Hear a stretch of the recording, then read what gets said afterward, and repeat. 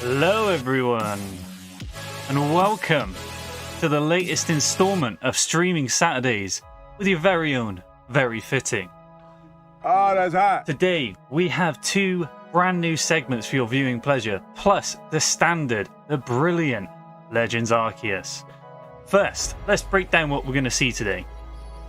Deconstruct This, where we watch a deep dive into a fundamental part of a particular culture. Each week will feature a new culture, and each week could be a way for you to correct the record in the comments if you feel like your culture isn't being represented accurately. This week is hip-hop. More specifically, the rhyming genius behind the most iconic and historically relevant rappers since the birth of rap itself. Installment 2 today will be the one, the only, Legends Arceus. You know it, you love it. We're going to continue our pokey vibe with our new long playthrough, new hour-long playthrough of Arceus, and that was his cry. Or its cry. The Lore of the Land is our final hour-long segment. In this segment, I play with the internet's most important feature, the random anime generator. Then I look up the show and dive into the lore, with you viewing all the pleasure of the world to come into the stream alongside. Let's get to it. First of all, we start with Deconstruct This. Okay, so let's drop the music a little bit. So it's a bit hectic, really, isn't it? Let's change the music for a little bit. So, what do I mean? What do I mean by deconstruct this? I mean, let's open a bit of YouTube.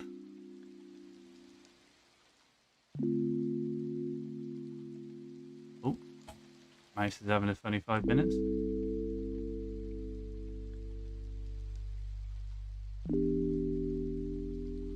And we go into the history of rap.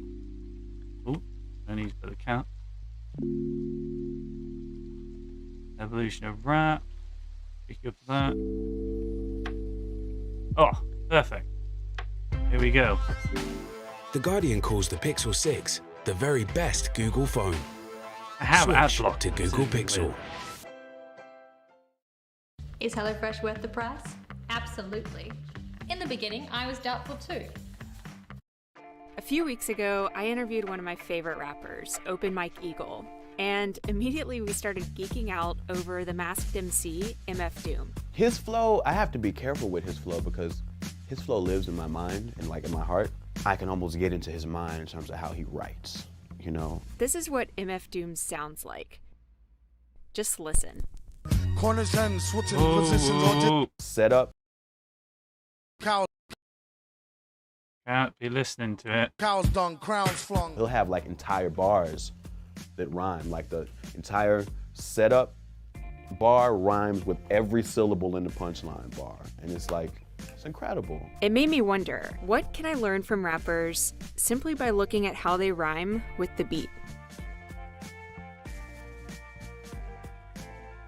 I try to start off with 16 dots on a paper. That's Rakim. He's widely regarded as one of the most influential MCs of all time. If 4 bars was this long, I see like a graph in between them 4 bars. I could place so many words and so many syllables. I can take it to the point where there's no other words you can put in that 4 bars. So, before we get into rhymes, we need to know what beats and bars are. I always try to find the beat of the music first. That's Martin Connor. He's analyzed the most rhythmically dense rap songs down to the last syllable, and he writes about it. A bar is a grouping together of 4 beats. Before guys like Rakim came along, rhymes in rap songs were pretty basic.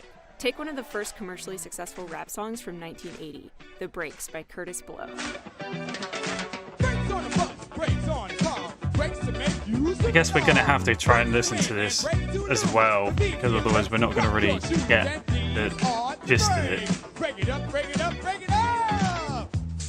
This simple AABB rhyming pattern with no wordplay or puns is pretty predictable, lyrically and musically.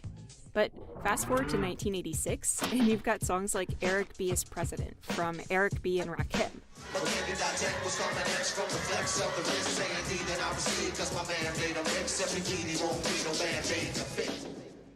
Compare this to The Breaks, and it's clear the frequency of rhymes is greater, but not only are you seeing more Like the rhymes, editing you're of also this, starting to see with different the kinds of rhymes. highlighting Impede the and proceed different are beats and internal the different rhymes rhymes. because they happen inside the sentence. Man made a mix and Band-Aid to fix are multi-syllable rhymes.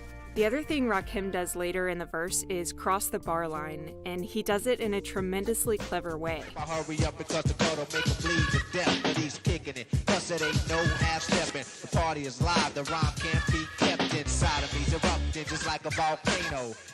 Crossing the bar line happens when a sentence like "the rhyme can't be kept inside" doesn't end when the bar ends. If you listen closely, you'll hear that the second syllable of inside party is live, the rhyme can't be kept inside of me. Lands on the first beat of the next bar. Rakim even references this in the lyric, and it's pretty clever. Now, fast forward 11 years, and Notorious B.I.G.'s Hypnotize cleverly used Rakim's techniques to make one of the smoothest rap songs ever. what I like most about this is that it's not predictable and that it's always changing. So sometimes Notorious B.I.G.'s sentences are long, sometimes they're short. Like the moment in this verse here. Dead right, if the head right, Biggie there, and night. Papa been smooth since days of under rules. Never lose, never choose to. Bruise, cruise, who? Do something to us. Talk, go through us. Girls want to us, wanna do us, screw us, who us? Yeah, Papa and Pump. He's also completely comfortable delivering a sentence across the bar line. But what makes this song stand out the most to me is that before one rhyme scheme ends, another one begins. Like this moment in verse 2. All Philly hoes know it's Moschino. Every cutie with the booty, boy, the coochie. Now who's the real dookie? Meaning who's really the shit? Them niggas ride dicks. You see, the first group of rhymes is the oo sound, and it links the first and second sentence, which then begins the is sound, and so on. It's a huge reason Biggie sounds so smooth here. Now, as much as Biggie daisy-chained an entire song together with rhymes, he was for the most part using single-syllable and single-word rhymes. And this is where artists like Mos Def push things even further. His verse on Redefinition hits nearly every note within the bar with 4-syllable rhymes, and he does it across a whopping 14 bars. What? Born inside the winter wind, stay after December, and these simpletons they mention in the synonym for feminine. Now, in Redefinition, Mos Def is clearly rhyming each word with the beat.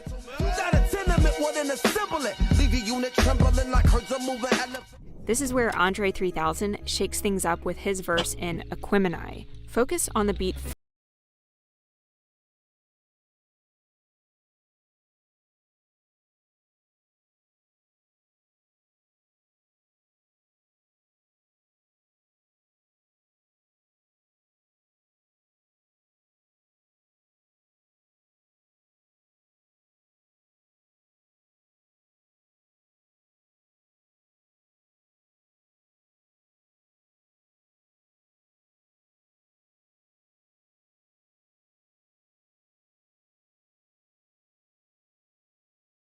And bottles all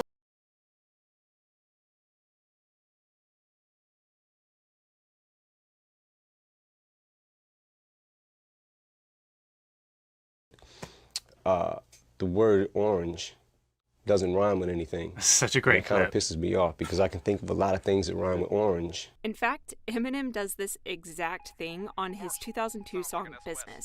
Set the blow, polish, dorm room doors off the hinges. Oranges, peach, pears, plums, oranges. Yeah, here I come, my inches away from you, dear fear. Now, Eminem doesn't just pack in tremendously dense multi-syllable rhymes, he also tells incredibly vivid stories. And for a lot of people, that wins in a battle. This is where Lose Yourself comes in. It was the first rap song to win an Academy Award. Woo! The Oscar goes to Eminem, Jeff Bass, and Luis What? for Lose Yourself. He set some fucking records, that boy did. Arms are sweaty, knees weak, arms are heavy. There's vomit on his sweater already. Mom's spaghetti, he's nervous, but on the surface he looks calm and ready. I'll see the line and I'll separate it all into not just words or sentences, but into their syllables, you know? When you group all of these rhymes together, this incredibly complex rhyme scheme emerges. It's unpredictable, it's complex rhythmically and lyrically, but it's not just that you're rhyming. It's that while you're rhyming, you're still telling a good story, and like Lose Yourself is like that. All right, here we go, third take. Today, rappers like Kendrick Lamar are carrying on the tradition of artists that are able to use the musicality of rhymes to create really memorable songs. Let's look at Kendrick Lamar's Rigor Mortis. The sun is under my feet and I come in peace to compete. I don't run if you athlete. My statistics go up in weeks and I go visit the nearest creek and I get busy. Yo, mini MC, really ballistic. Anybody can see any assistance. Everybody to see some persistence. The first thing you'll notice Speed. is that Kendrick has created a very clear motive with his rhymes. What's a motive? Well, it's a short musical idea, a musical fragment or succession of notes that has some special importance in a composition. Here's probably the most recognizable motive in the history of music. Oh, that's hot. That da-da-da-dum is carried out through the entire piece. It's 3 quick notes followed by a long note. The musical motive in Rigor Mortis is 2 short notes followed by a long note, stringing the entire song together. The street, better partition, better dot your T, Hannibal mention, how the you see, put my dick in the rap industry, everybody bitching, getting mad at me, recognize Kendrick in a battery, and I'm sure It's one of the few songs that like you physically can't rap along to it. When Kendrick goes into 4th gear, he keeps the motive going, and the motive keeps him in check. really ballistic, anybody can see any assistance, everybody to see some persistence, recognize I be really too vicious, the permanent beast and the demolition, breaking up the street, better partition, better dot your T, Hannibal mention, how the you see, put my dick in the rap industry, everybody bitching, getting mad at me, recognize Kendrick in a battery. As much as Biggie's Hypnotize sounds completely different from Rigor Mortis, there are a lot of musical similarities. Remember how Biggie daisy-chained those rhymes? Well, Kendrick does that here too. And in Hypnotize, Biggie also creates a motive, with the sequence of rhymes here.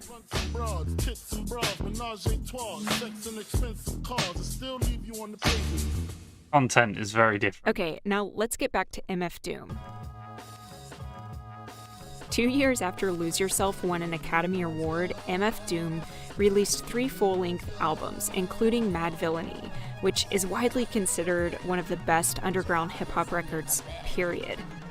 Most Def can't even contain his excitement talking about Doom. I bet $1 million on Doom against Lil Wayne. What up? The old rapper, shut up, and while you shutting up, put a shirt on, at least the button up. For the most part, MF Doom rhymes on the beat, but he uses multi-syllable rhyming phrases up the wazoo, often rhyming entire lines together. This is called a holorhyme. The worst hated god who perpetrated odd favors demonstrated in the perforated rod lavers. In all quad flavors, large savers. He'll do setup, punchline. Like his following bar will be referencing the punchline, but not in a way that he's like setting up another one. He just starts to go in another direction, but just acknowledges where the last bar was. This is what Mike is talking about. I wish I had 2 more wishes, and I wish they fixed the door to the Matrix's mad glitches. Spit so many verses, sometime my jaw twitches. One thing this party could use is more blues. Put yourself in your own. MF Doom understands the power of rhyme and the beat and completely manipulates it in a humorous way. As Pitchfork points out, the rhyme's pattern and rap's topical stereotype demands the word bitches. Yet Doom humorously says booze and uses that rhyme to connect the next sentence. Where artists like Kendrick Lamar, Eminem, and Andre 3000 are telling very vivid stories with their rhymes, MF Doom is using his dense rhymes like a villain would use his superpower. Before you know it, you're being hit with a killer punchline, double entendres, and clever wordplay. I love rappers with that syncopated, uneven phrasing where the sentences don't line up with the bars. Because like you said, then you can't predict what's gonna happen. The point of appreciating it is to see what the very most clever human beings are capable of doing that you didn't think possible. Do you feel like that sometimes when you when I listen to like I don't know, Carla or what was his name? Fucking hell. Fire in the Booth. Wretch 32, yeah. This guy is fucking insane.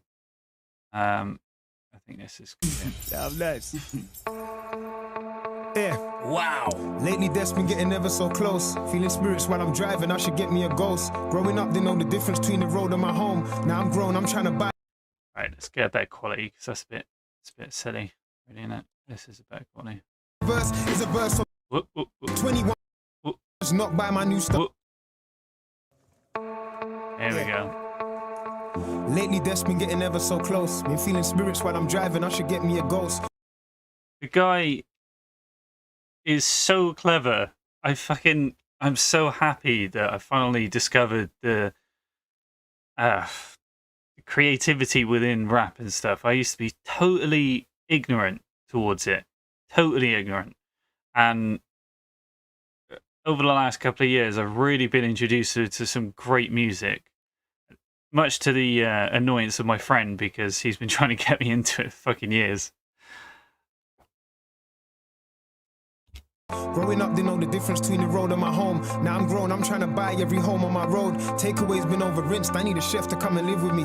Last time I picked up a pot, I nearly killed a fiend. I don't see a potent rapper out there that can mirror me. When I gave my kidneys to these kids, you must be kidding me. Turn up! Do you remember playing Operation? Yeah, that's how I feel about these compilations. Think they're the next Dr. Dre until they lose their patience. Saying the game's in a statement, that's an understatement. I mean, how much more gems can I drop on the future? How much of my fans might just not buy my new stuff? We all got bars, but nobody hears a brew. I bring in sandwich to the beach in the hope of finding tuna. This is nonsense. Past tense. I'm a rap genius. I've passed sense. So if you ain't got a 2-1 or you ain't free to, you gotta graduate before you pass Rex. We got off on the wrong foot because you half step. Meanwhile, I'm getting restless because I can't rest. 21 hours I'm awake. The other 3 I'm in the days writing what to say with my last breath. The guy is able to link like so many things together at once that I've had to listen to this multiple times just to fucking understand half the shit he's saying. But none of it is false. Like, if you really listen to the words, none of it is false. Can you not hear the difference? Perfect. Even when it's in your system. Every time I flip the script, I got a scripture. I've seen man go from the strip to the strip club. I'm trying to go from eating rich tea to the rich club. I used to want to go from the bitch to the Brits, cuz, and then I realized that it's a fix when your skin's dark. Should I do a Kanye and keep it triller? Fuck that. Even when I lose, I'm the winner. I'm the people's champ. Let me thank the people who never got the point until they grabbed the needle. Niggas. Even when I lose, I'm still a winner. That's such a great quote. Like, it's so true, because you always learn more from when you lose. Obviously, that's what everyone says all the time. But obviously, he's not trying to say like aim to lose, but don't try and give up. Don't just give up when you hit a brick wall. Try and break it down before you hand the towel in. Try to minus my pluses just to divide my people. You go from stepping on roaches to stepping by the Beatles. It's progression at its finest. They say my weakness is kindness. I kill them with success because it's timeless. Every verse is a verse from the chapter I was writing. The writings on the wall, we know who Destiny's Child is. King Kendrick or Jermaine Cole? Or are you saying King Wretched or Jermaine's Code? I'm trying to lay the blueprint and give you reasonable doubt, so when you watch the throne, they can see me change clothes. Hang on, wait. You best believe that I'm a general, because one of us has got to compete at all the festivals, and I've been out here rapping for free before my testicles drop, man. I'm so credible, I'm incredible. They say a promise is a comfort to a fool. I'm lying if I want to say I live in comfort. I'm the truth. Beat in the background to and cover this will be this. The best fire in the booth, and I doubt they'll tell you different when I'm standing in the room. Why? Different class. Sometimes you have to ask, do you want to be the best in your country or your school? In a country full of rules where we're sending lollipop to keep them sucking on our balls. The survival of the fittest, so I'm Mo Farah. I'm black as Akon, just trying to find my own gaga. The less mercy you show could leave you merciless alone, but I'm yard grown, so I ain't taking no batter. Nah, and Tidal's got the whole world moving crazy.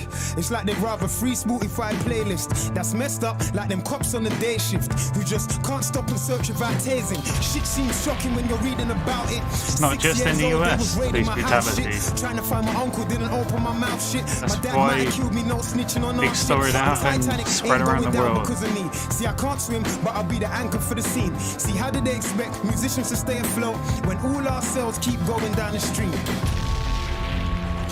Fire in the booth, Young Fire, Old Flame, alright with me. Yeah, their new album, Young Fire, Old Flame, was fucking great. Those two are duoing. But that's Wretch 32, and that's one of the first guys that really got me hooked on a bit of hip hop, bit rap kind of style. Show you a Carla quickly. He's more than just, well, he's more than a rapper. He's more than, well, anything you say he is, he's more than that, which is great as a person. I'd say which far in the booth would be best. Well, actually, the Daily Duppies go because you get the graphics as well.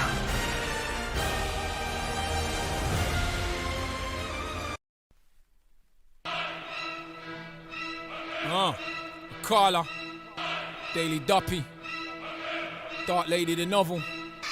Remember a whole novel, blood. You did. Mad. It's released. Back to the bars. Listen.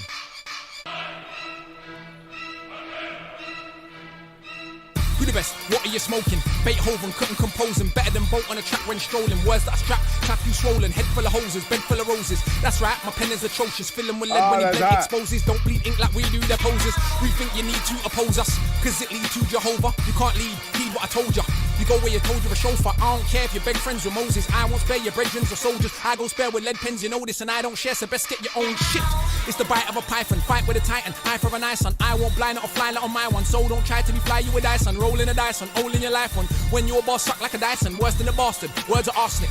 Never have you heard of me Arceus? I'm so heavy when I kick the basket. Half the man I couldn't carry my casket. Half the man I couldn't manage my classes. Other half wouldn't pass it regardless. Harder an artist name and really bars that I mastered. Ain't they filthy? Chance of a lasted. They ain't kill me. Heart of darkness, yet I still be the best spitter to ever to touch mics here. No hype, you got ears, it's quite clear. I gone clear, they gone fear, the top tier. I drop tears so much that I can stop beers. They stop here to clock mere pretenders.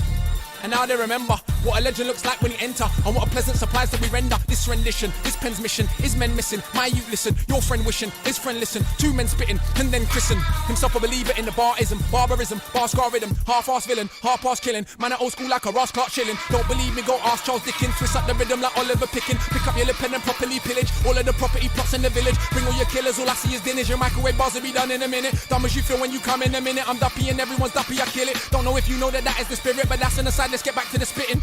The matter of rapping a lyric, I'm so far ahead that I have to admit it. Gets embarrassing, bless them man and them. Try so hard, but they just can't manage it. Do like Stanistic, sacrifice your daughter. Still couldn't slaughter a quarter. Cliche to say the flow's water, but we spray the most is like Pornhub. Cliche to say the flow's sauna, but we bring the heat up like Dawn does. Everyone who saw us, they applaud us, cause the words we speak is just gorgeous. And we swing like a crackhead's jaw does. Half a battalion packed in a door bus. That's just my head, practice enormous, cause all of the facts that I thought of. Fracture your back and then walk off like a casual chat with a sawn off. I don't know why he is complaining. All I did was just beat his brain in. No fight, weren't even training. I was eating my Aki and my Callaloo. Search the globe, never found a bad of you. That's like watching the news to find a bag of truth. You be so confused, it's like bad news. You be so confused. Everybody bad on the mic, they play hard. I make so many duppy you think to their graveyard. Take charge with 8 bars, I said more than you've said in your life. So poor, core, blimey, yard, limey. Bars that are blindly, try me. Ridiculous flows, flips and the rolls. Hint of rose in a pit full of skulls. No, your mum said to stick to your goals, but she lied blood, you ain't even close. Better to quit now while you're ahead. I'm ahead by so many leagues. Better I sit down and shave my dreads than let any speng believe he can load up the ink in my cartridge, let alone print on the parchment. The bar of the bars that I'm barking. Spar with your spar and I spark him. And now I won't always love you. This man look like Dolly Parton, I'm Uncle Wakala. You know me, half professor, half an MC, half of an arsehole, half a teacher, halfway bad breed, half a preacher. You try tell me it's hard to reach ya, but this slappers I find this feature. Look, see what I clap, mean? Find your teeth, blood, Everything you say is much more. Ain't no space for you here, we're full up. Bar to go over your head, you gotta pull up. Daily Duppy.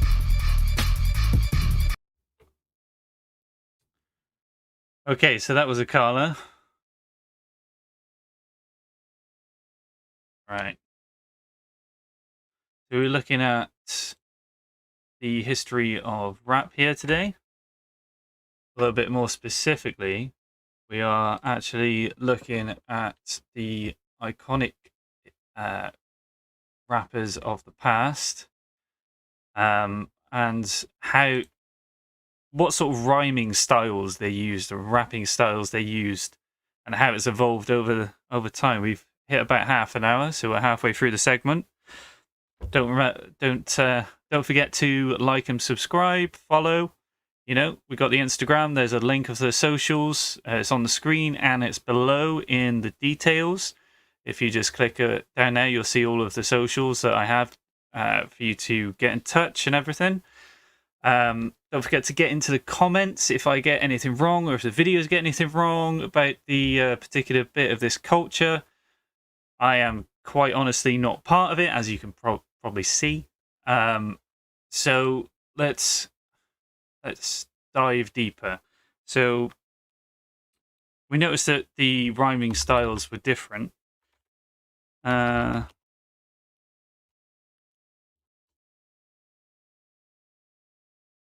Just watch that. 27 styles of rapping. This might be cool. What if there was a phone that could see you What the if way there you was see a you? phone Introducing Real Tone that could on the new Google destroy Pixel itself 6. when it fucks you over in the morning. A smartphone that accurately photographs the beauty of all What skin if there was a tones. phone that could kill time itself?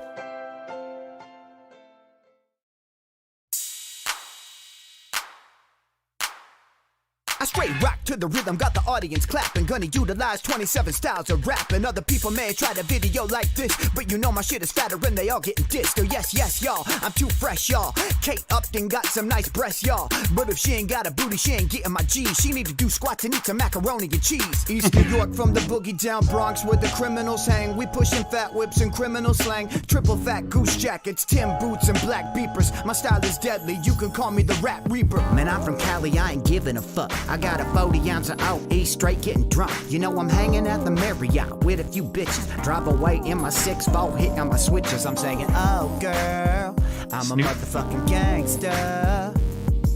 And when you give me pussy, I'm gonna say thank ya, cause I appreciate it. The hyphy movement was so fucking incredible. We got the ecstasy with this, I write a fucking schedule. I'm in the cut, I'm getting hyphy.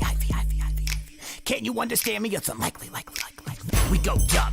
All the big brothers, tropical cake, throw a gang signs where we from. I got the Molly, get a quick taste. Put Mac Dre on the $5 bill, doing the fist face. Man, this the crunk style. Okay, you gonna sound tough no matter what you say. What? I think kittens are cute. I think puppies are cute. Koala bears are cute. I like sloths. Panda bears too. I'm a gangster like Ryan's Toy Review. Yeah! I'm from the city and you know it's the town. 10 toes to the turf, put my foes on the ground. Take a whiff of black and mild, it's that thug car smell. We moving weight up out the trunk like a drug cartel. I'm not good at my impression of Kanye. I bought my girl a Louis Vuitton latte. Master ceremonies, MCs, I'm sorry. You a master of none like Aziz Ansari. Man, I've been crazy. Ever since my girl made a tape with Ray J. Cause Ray J my favorite actor, and I wanna make part 2 with him, I have to. Then I wanna make part 3. Okay, show some love to this guy. 1.4 million likes. Let's make it some more. Mac Lethal. Young Mac in the place to be. Got crystal Subscribe. bottles, $200 P. Let's say. Ma, you look like Janet. Diamonds on my Rolex looking like pomegranate. I sing at a kid. I'm not even close. I'm so rich. I eat avocado toast. Let me see your titties. I used to rap humble. Now what I say is cocky. And saying it's stocky like the Goldie from a game of hockey. You can hit me in the face to stop me, but my name is Rocky. I'ma make you promptly learn MMA and go take karate. You gon' have to fight me with a hand grenade and a Glock, 2 cannons, chains, and a rock and a bandage taped to your cock. My fucking enemies ran away, didn't walk. When I cock back the gat and I blam away like I'm Pac. Oh yeah, boy. All you gotta do is be white and nasal, and you can be a rap rock singer on cable. Blah, blah, blah, blah, blah, blah, blah. Music like this sucks, blah, blah, blah, blah. Man don't give a fuck competition, you know they get killed in the booth. You know I got a grind like a dentist, so now you get drilled in the teeth. Who the fuck's that man? What'll come soft? Man look at enemies like they come quick. Body boy, you look like you're very built. Rap words from the UK are very skilled.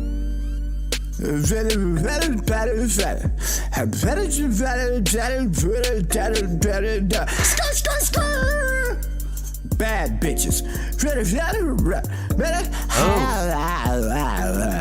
Surprised I don't like mumble rap then.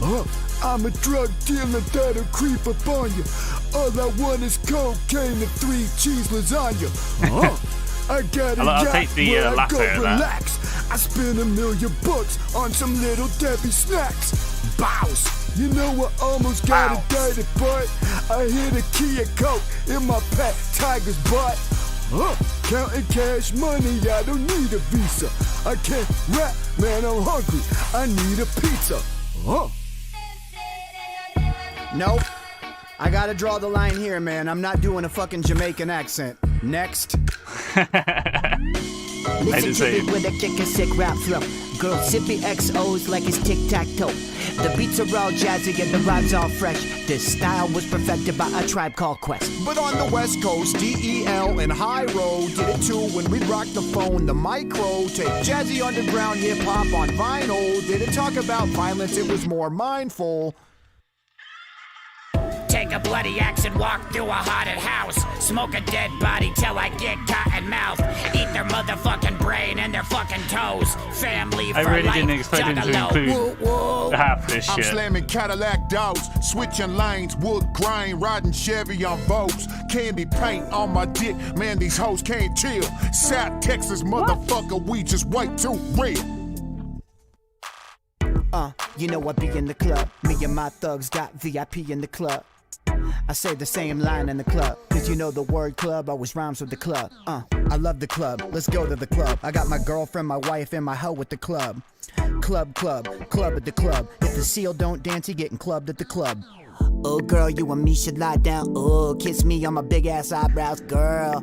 I'm so unlucky. Rihanna used to strap on where she fucked me. Oh, cause I sing about my mom like she's my girlfriend. My mom's my girlfriend.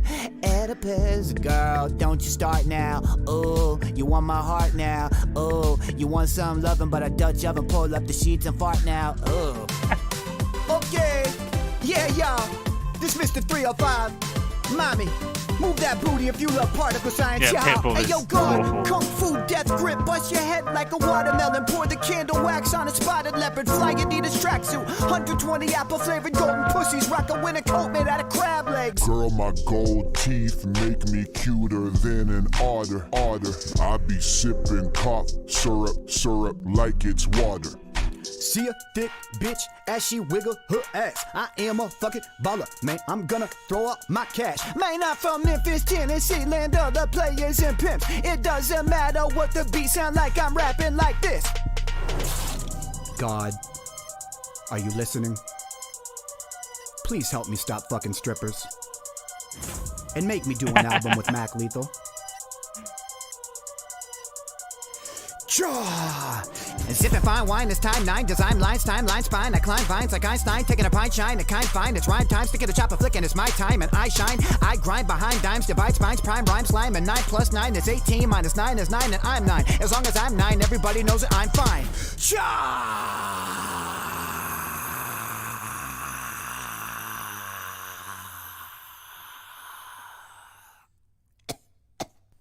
I'm from Harlem, that means I'm forever the man. But what that mean? That means I'm forever the man. Bitches wanna get married, never no chance. Mommy just desperate for a ring, like Kevin Durant. Okay. So that was the 27 styles of rap. We've got about... how much time we got left on this segment? About 15 minutes left on this dive into the rappers' styles.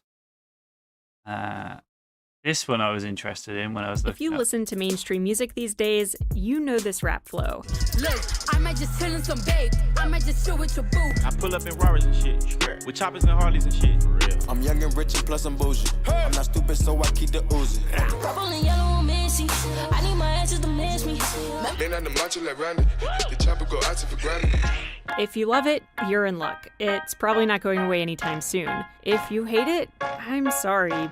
But hey, you have something in common with Snoop Dogg now. Everybody trying to rap the same style with the, I don't know who created it, if it was Future or Migos, but all them niggas sound the same.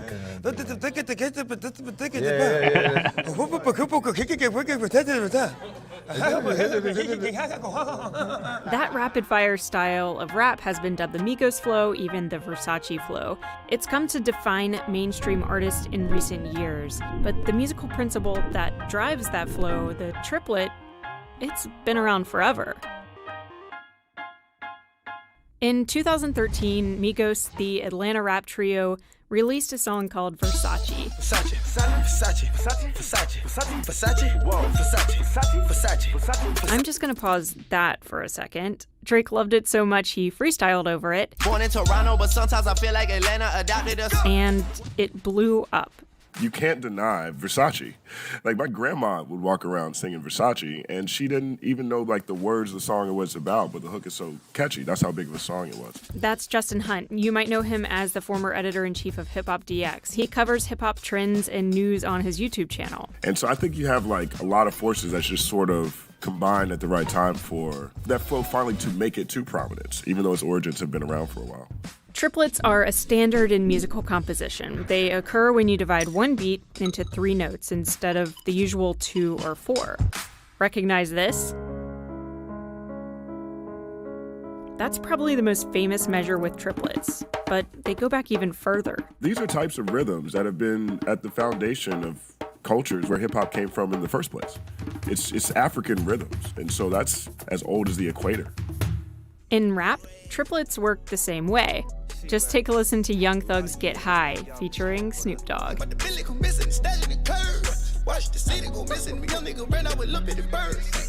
Now compare that to another point in the song where there are no triplets. Bubblegum, cookies, OG and KK. We like Craig and Day Day. Who gives a fuck what they say? And you start to hear the difference. It's hard to say exactly when the first triplet was rapped, but a lot of people point to Public Enemy's Bring the Noise as one of the earliest examples.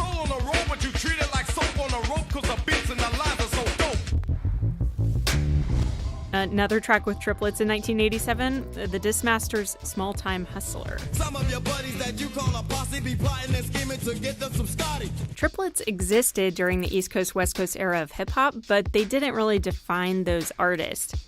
They actually emerged out of the Midwest and the South when those communities started developing their own style.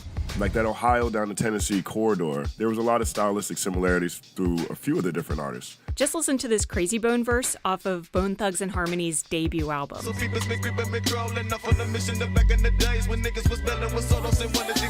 That flow stands in stark contrast to the way Eazy-E approached the same beat on that song. Straight slang and rocks. Oh shit, here comes a motherfucking cop. So I dash, I duck. And then there's 3 6 Mafia from Memphis. I think it's very difficult to give anyone else credit other than Lord Infamous. Mystic Styles is the joint that I remember really early.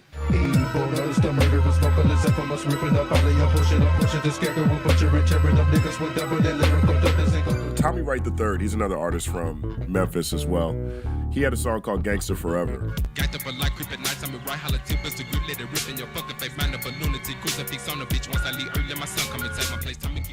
All these artists released their debut albums in the mid-90s, and they weren't just rapping fast, they were manipulating the beat with triplets. So how exactly did they pull it off?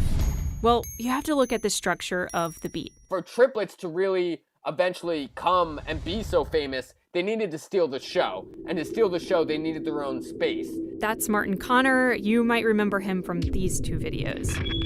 So you can create a hip-hop beat in a couple of different ways. This is the beat, and I can interpret this beat, though, in a rap song in 2 different ways. I can go either buh-teh, buh-teh, buh-teh, buh-teh. Or I could go like this. Buh-teh, bum-bum-teh. But my snaps have always come at the same speed, right?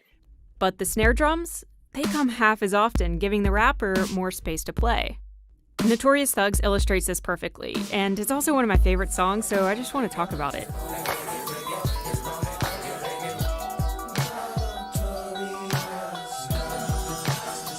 This instrumental sounds like a slow, down-tempo beat. That's because we're used to counting the snare on the 2 and the 4.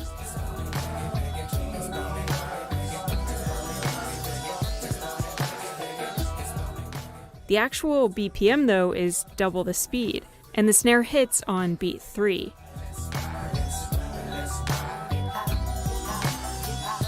Essentially, the instrumental beat has 2 rhythmic lanes for the artist to rap in. Biggie, Busy Bone, Crazy Bone, they all keep you on your toes by constantly changing those lanes.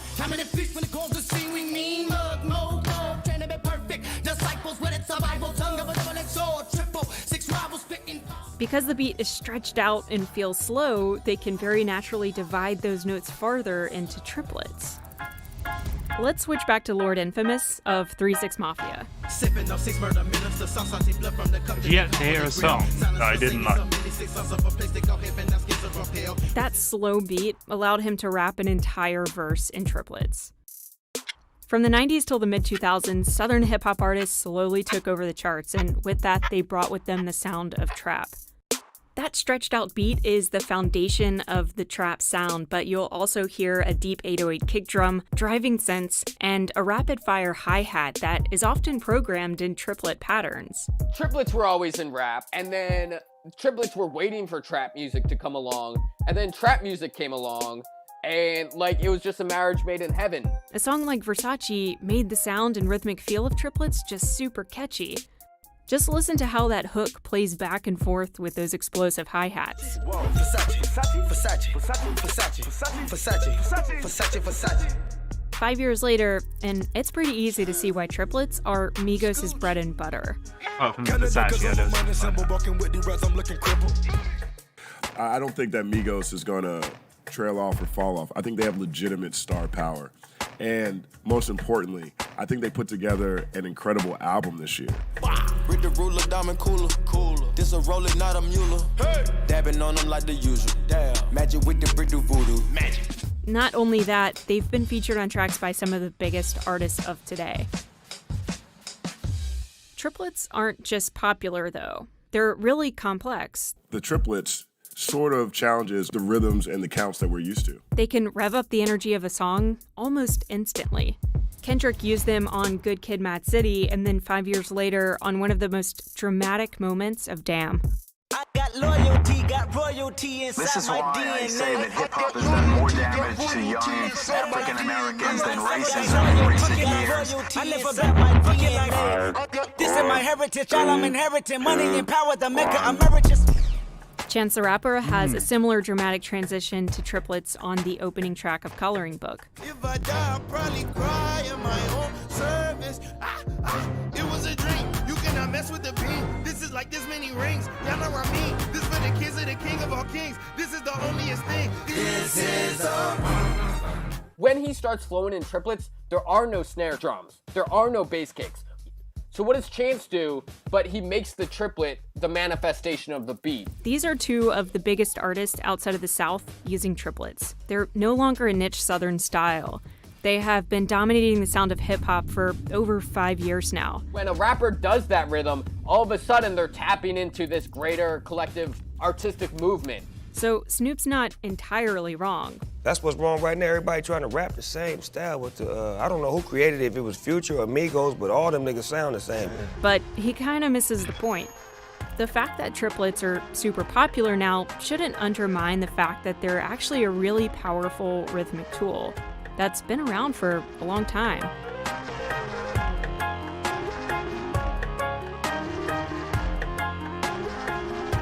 Okay.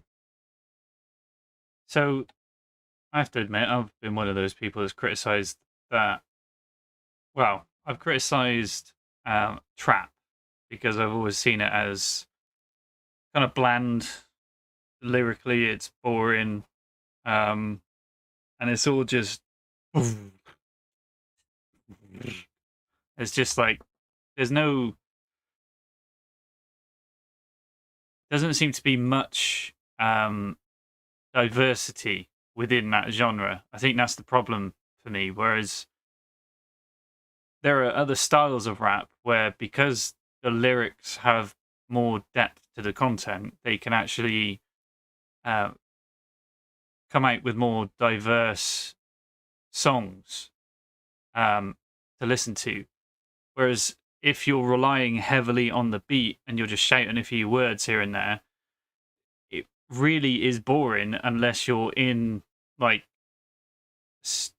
I don't know, maybe a studio or a big place, like a big, I don't know, when you're at town or something, like drinking, or in your party or something like that.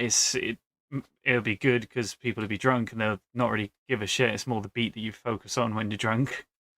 There's probably people that enjoy it in their cars on the way to work, but trap for me is just bland.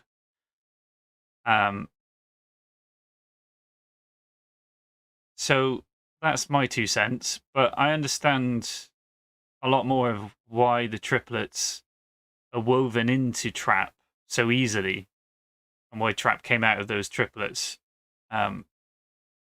So I think you can have a diversity if I was to think of trap more technically than the actual sound that's been given, but I find it very hard to do that with that type of music because it is relying solely on the triplets for any of its like benefits, for any of its strength.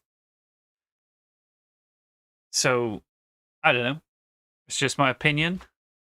Might be controversial. Probably isn't. I really hope it isn't because that means trap will die out sometime soon. Anyway, let's go to. Ooh, we've only got 5 minutes left this segment, so let's move on to setting up Arceus. First of all, I need a pee break, so I'm gonna put some relaxing music on.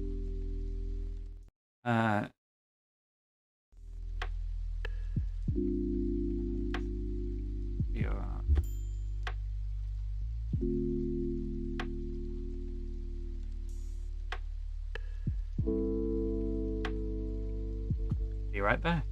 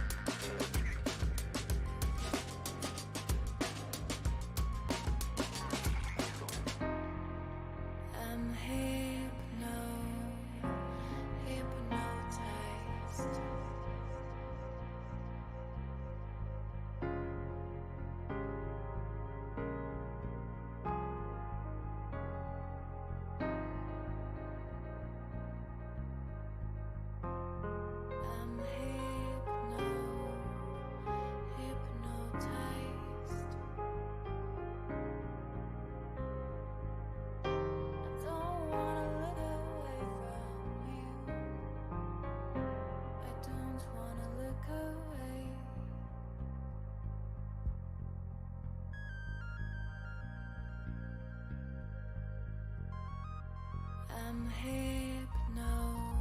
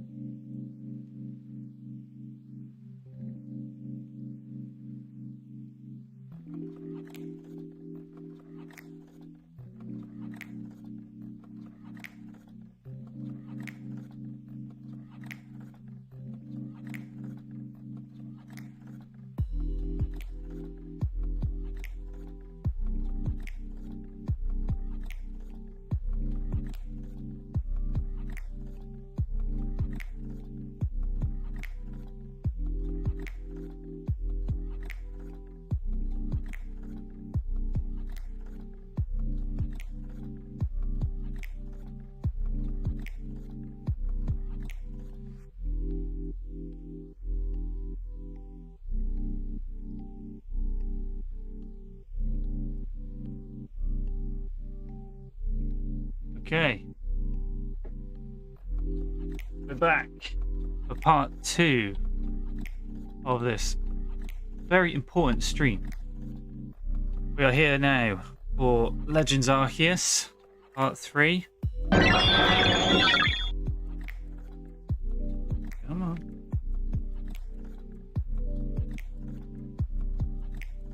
There we go.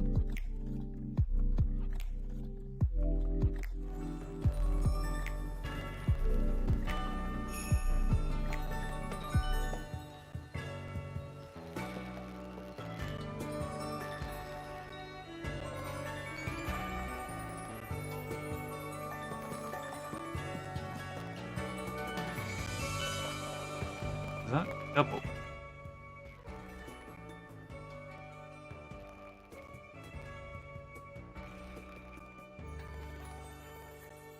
Try this again.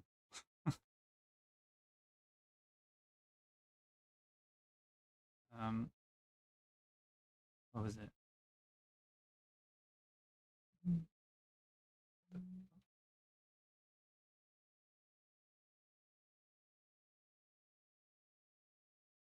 I see it.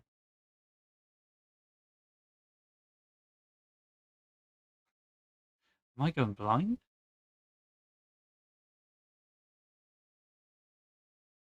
It's not there.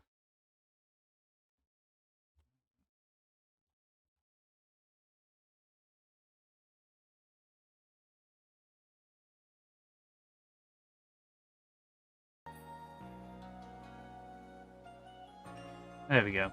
Right, this is not my sign in.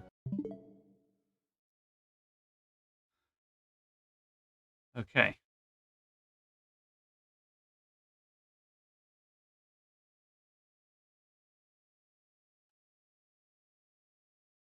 Let's change places.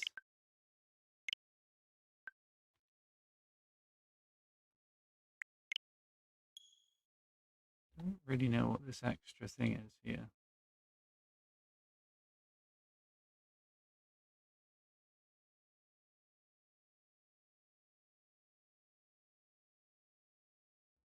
Oh, I know.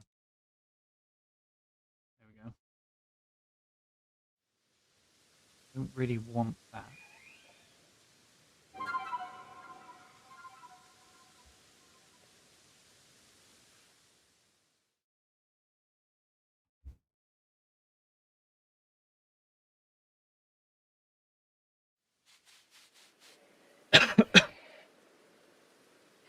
Oh yeah, I forgot about this.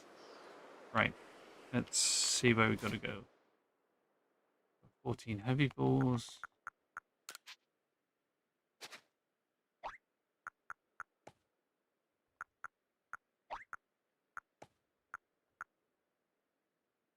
Yeah.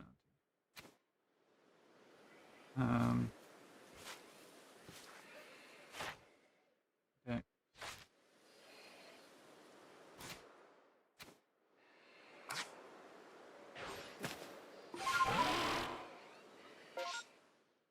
Okay.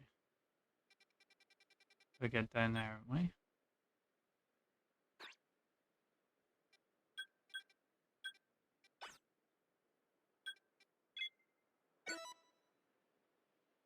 Right. How's my Pokemon doing? They're doing alright?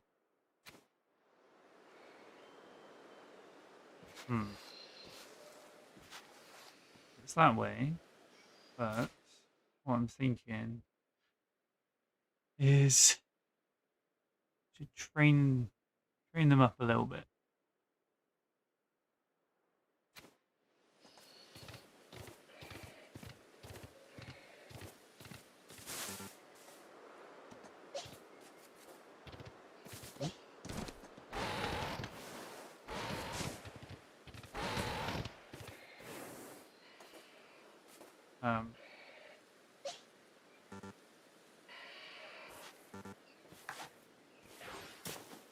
Oh.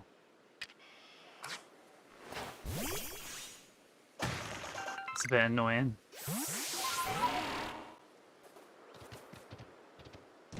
We came down here. Remember that.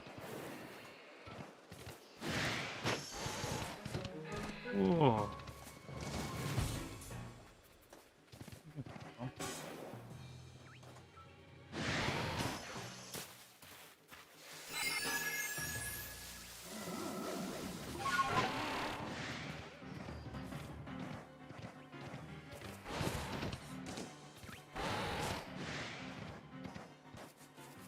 Going the right way? Not even going the right way.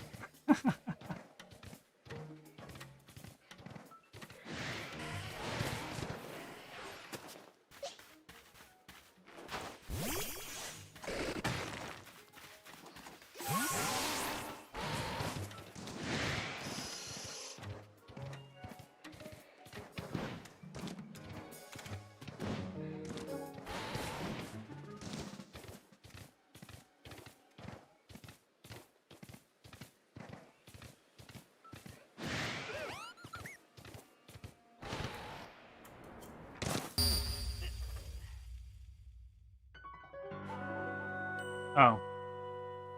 That's what happens.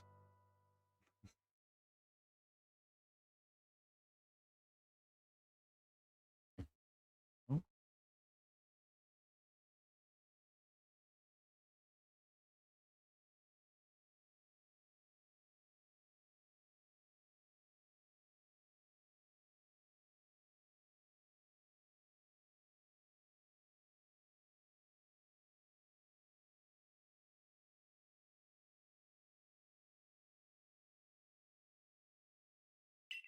Everything went black.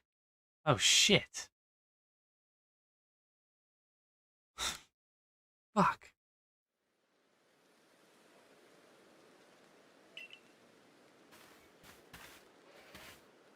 Right.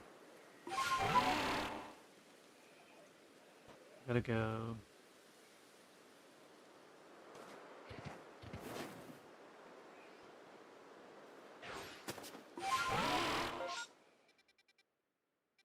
Yeah, I do have a pin still there.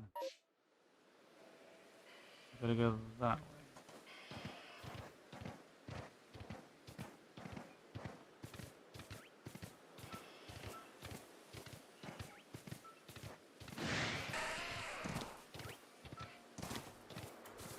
Ooh.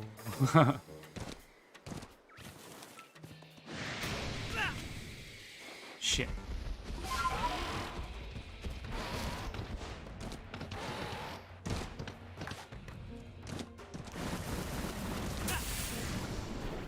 Right, let's go. Go. Ah.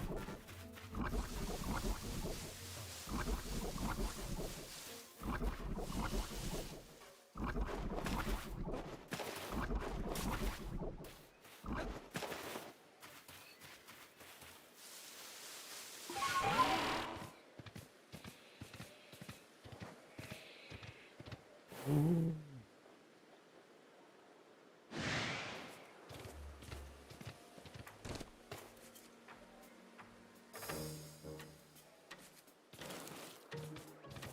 Bridge.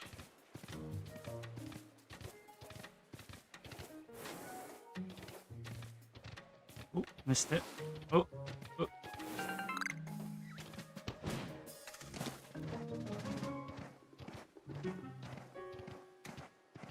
just run past.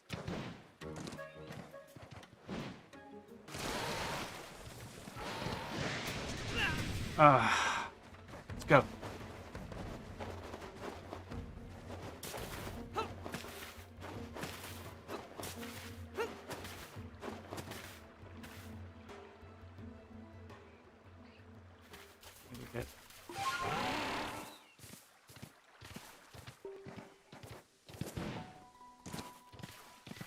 Focused too much on the side duck last time.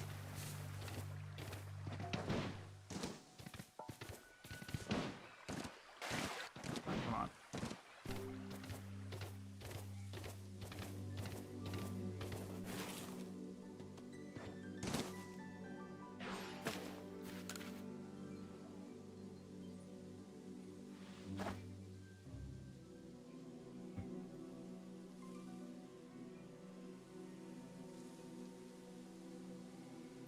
So you say that you Galaxy people came up with the method to try to quell Lord Claver's frenzy? Yeah, that's right, yeah. What? You'll mash up Claver's favourite foods into balls so you can throw them as offerings? That's quite unorthodox. Unorthodox? You Galaxy people, your inventiveness just blows me away.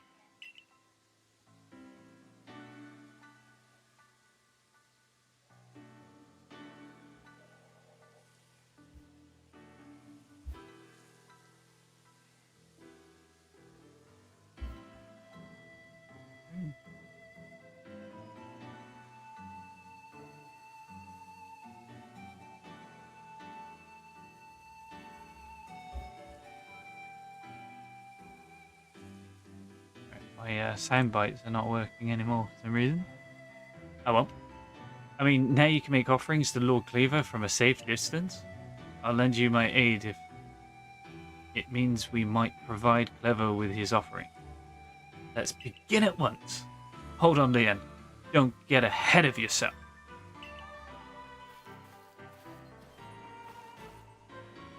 There's always a sassy sidekick or sibling. Whatever the plan is, you'll need Clever's favourite plump beans. I brought them, as promised. Yeah, that's right. My apologies, Irida. I'd forgotten all about you. I admit, as we haven't been able to solve this ourselves, we seem to have little choice but to turn to the Galaxy team. But even I still have my doubts about whether we should entrust such a thing to an outsider. See, there's always fascist undertones. These Galaxy team people don't share our customs or our values. To prove to me you're worthy to stand in the presence of a noble Pokemon, you may battle by ordering about the Pokemon you've caught in your little Pokeballs. But on my side, I have Pokemon as close to me as a sister, as one of my blood. If you can defeat Glaceon and me, I will entrust you with Cleaver's fate. Will you battle us?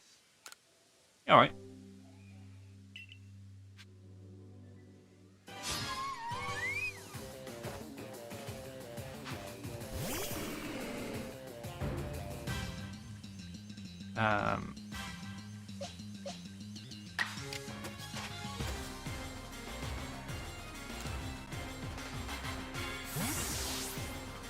Oh, you've got to play to the stats, haven't you? You've got to play to the typing. Let's go for a flame wheel. Straight up. Bang. And you got the burn. Burn, baby, burn. Ooh. And dead. Battle decided. I feel like it's quite low.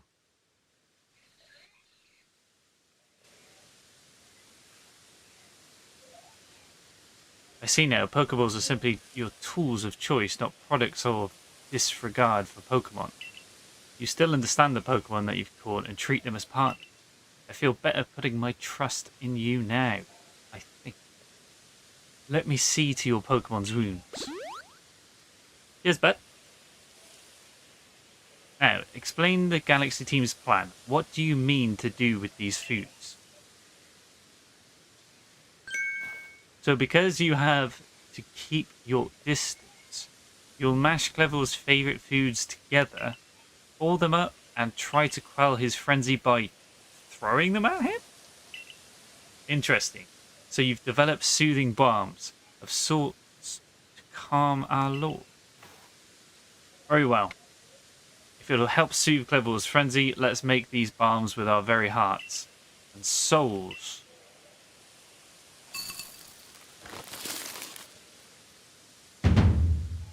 Do-do.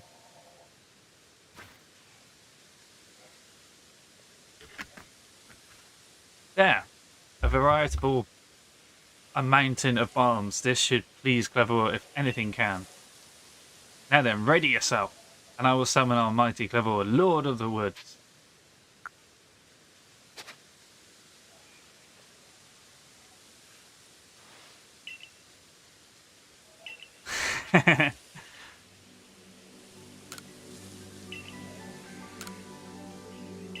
Okay.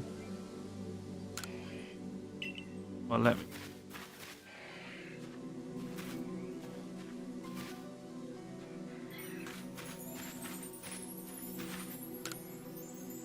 There we go. I just wanted to make sure I had fire Pokemon at the start.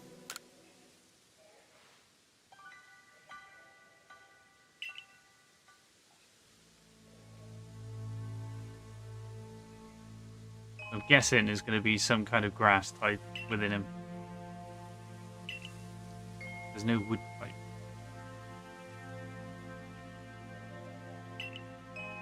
I beseech you, reveal yourself to our eyes. Listen well, very fitting. Keep your focus on Clever. Dodging will be vital. Try to avoid his moves and throw the as you're throwing the bombs at him. Oh yeah. I guess I won't be using Pokemon.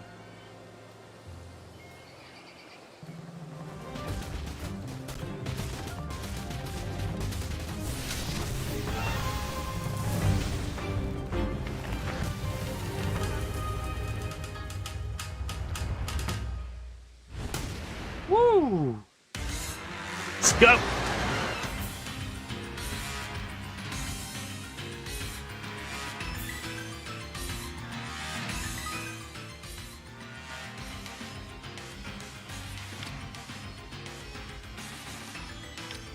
To claim victory against a noble Pokemon and quell its frenzy, you have to throw the bombs at it until it reaches 0. If you manage to create an opening in the noble's defenses, you'll be able to send out your Pokemon to battle against it. Win the Pokemon battle and the noble's guard will stay down for a brief time. During that window, bombs will be more effective than usual, so throw as many as you can. So I gotta get its defenses down by getting its health down, I guess. And then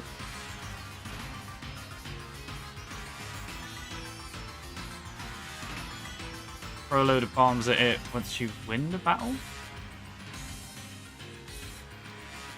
Okay.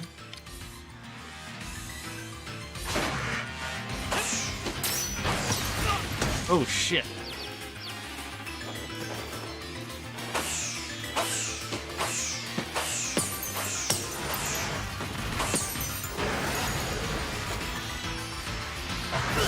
Ah, shit.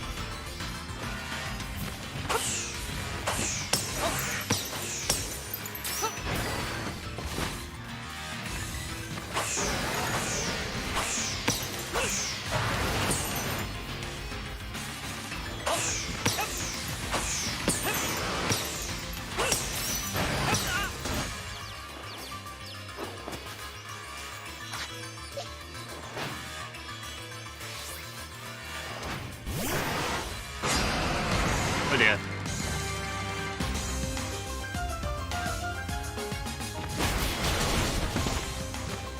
Well, that was useful.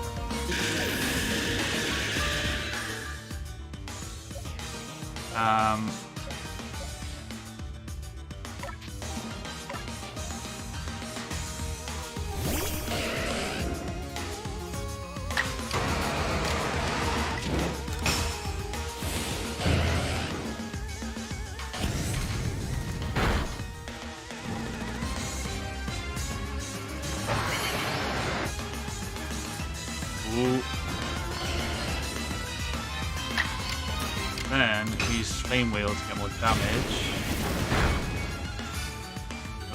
Burn. Oh, he survived! Woo! Let's go! And his players go! Boom!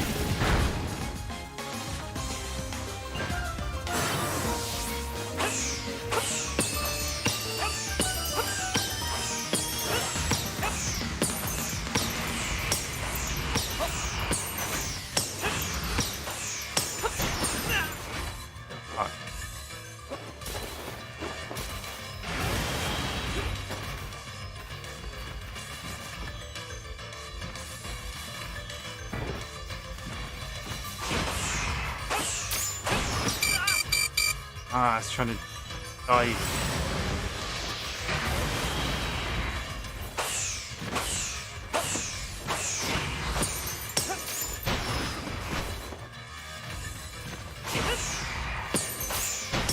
Ah. Right. First try's dead. Getting around halfway through the second session. Part 4 of Arceus.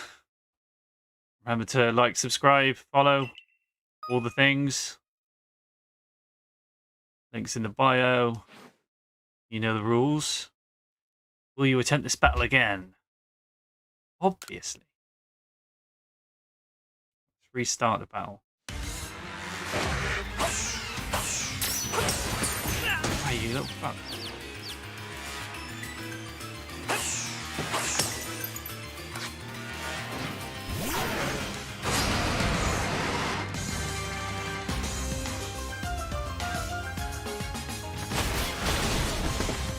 Right. Okay, that didn't completely.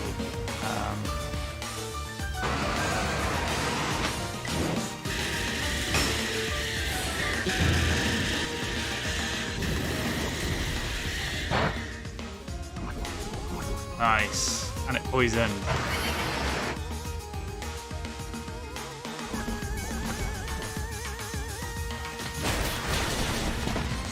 Parasite did its job. That's good. That's good. Poisoning.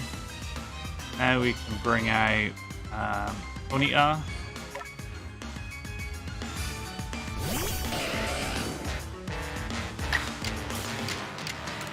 Flame wheel, and that should knock him out.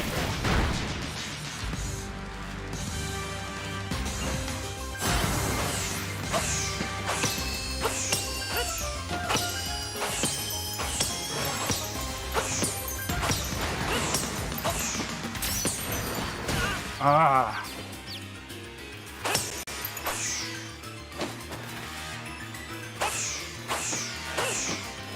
Come on.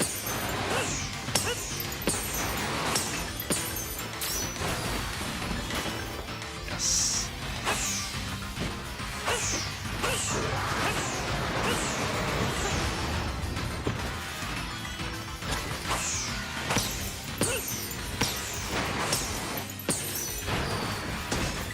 Oh.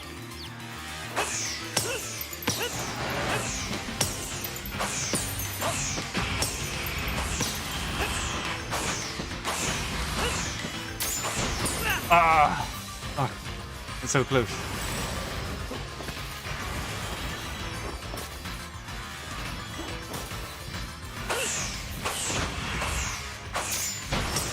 Oh no.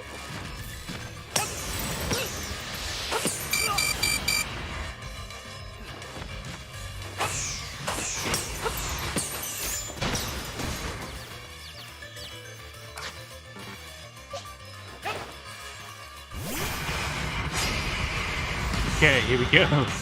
Round 2. In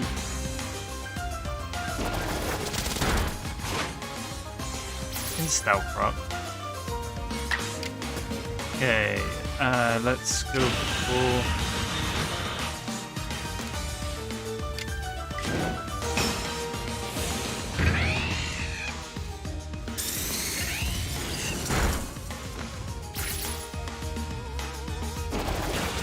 More stealth rocks. Done.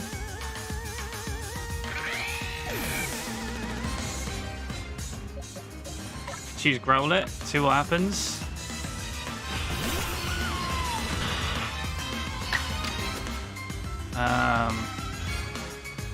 Wonder if...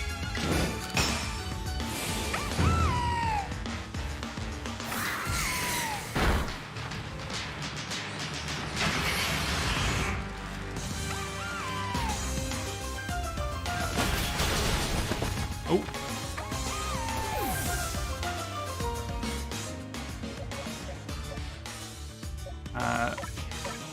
Right, should have just done that, really.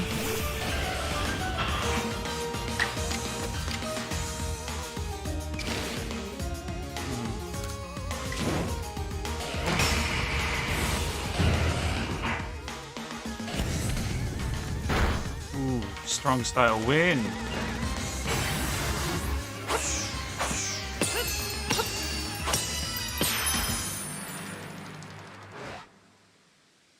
Yes!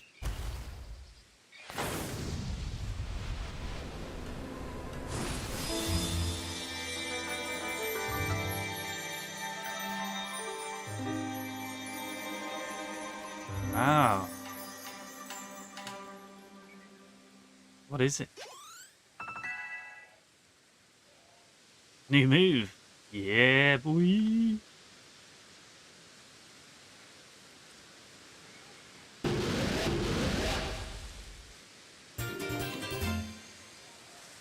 Seed plate.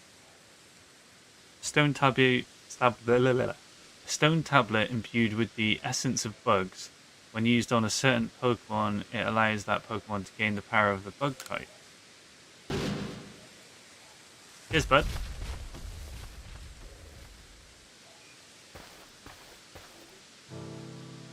What happened?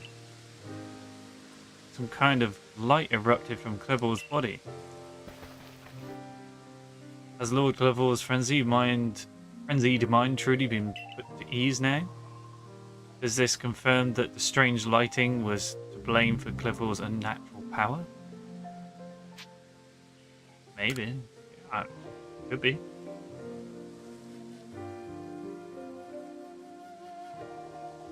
Well, this is what I think. After all we've seen, we know strange lightning comes from out of the space-time rift the other night. Those bolts have struck Clevor and driven him into this frenzy. The lighting comes from the space-time rift? But if Almighty Sinnoh really does dwell beyond the space-time rift, then the strange lightning, it indeed was Almighty Sinnoh's power. And were we even right to try to interfere?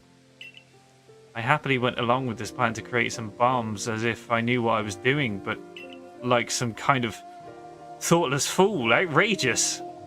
Calm yourself, Leon. Jesus. Remember that the Lord of the Woods has long been our protector, keeping the Pearl Clan safe from dangerous Pokemon that might harm us. Would powers sent by the true Almighty Sinnoh have it driven Clevor to turn on us and attack? Seriously, I wish they would just have the whole box at once. Pokemon indiscriminately, I doubt it. What very fitting accomplished to just now, it needed to be done.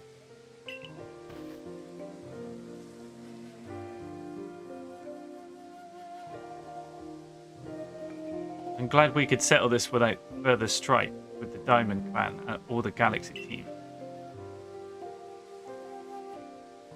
If you come across the other Pokemon in the grip of the powerful frenzy, please help them. Yes, fine. I suppose I must concur. I apologize for becoming briefly incomposed. I'm grateful for what you've done for my lord. He's a bug catcher and a bug snatcher. He's the OG bug catcher. Oh.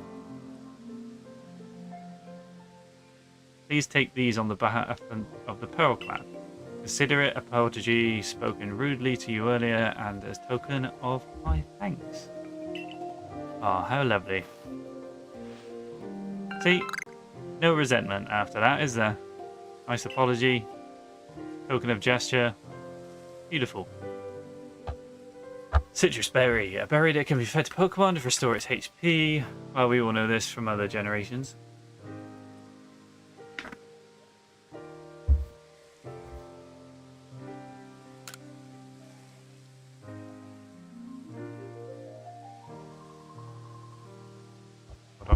Ruby's messaging me.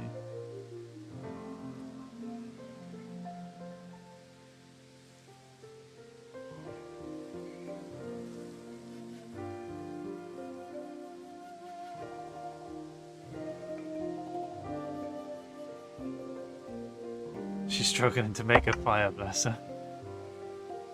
We're staying at my dad's, looking after my dad's place whilst he's away in Manchester, visiting friends. And she followed the instructions I gave her and it didn't work, so you know, sometimes that happens. That do be happening sometimes. I think I've finally come to believe that you truly did fall out of the sky, though I still cannot imagine the reasons at play. And it seems we've settled things here, though between you and me, I wouldn't mind seeing Lord Clevel in such a frenzy again. He was fearfully strong after all. Yay! Where do I go now?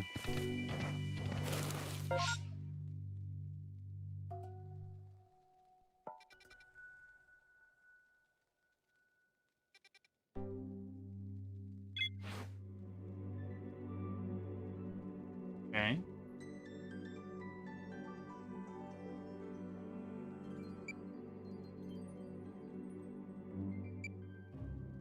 Report to Commander. Okay.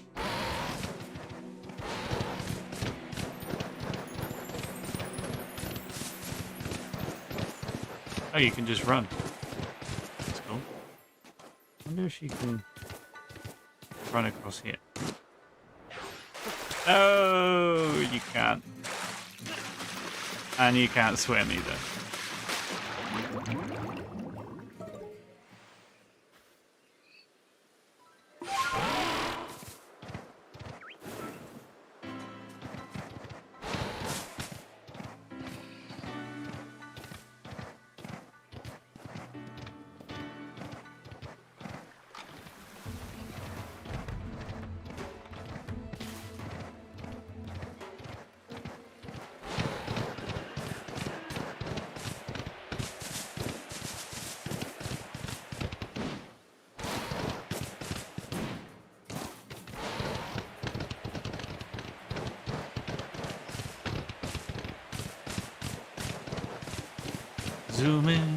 Zooming down the path of victory.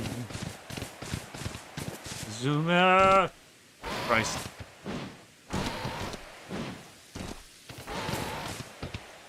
Can jump.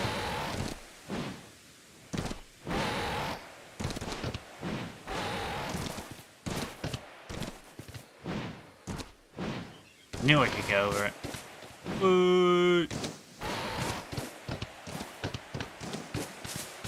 Never catch me.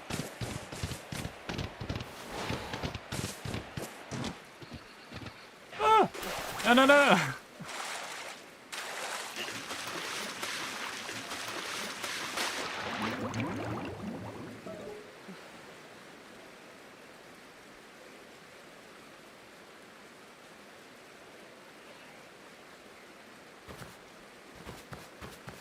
Jesus Christ. Let's go. You.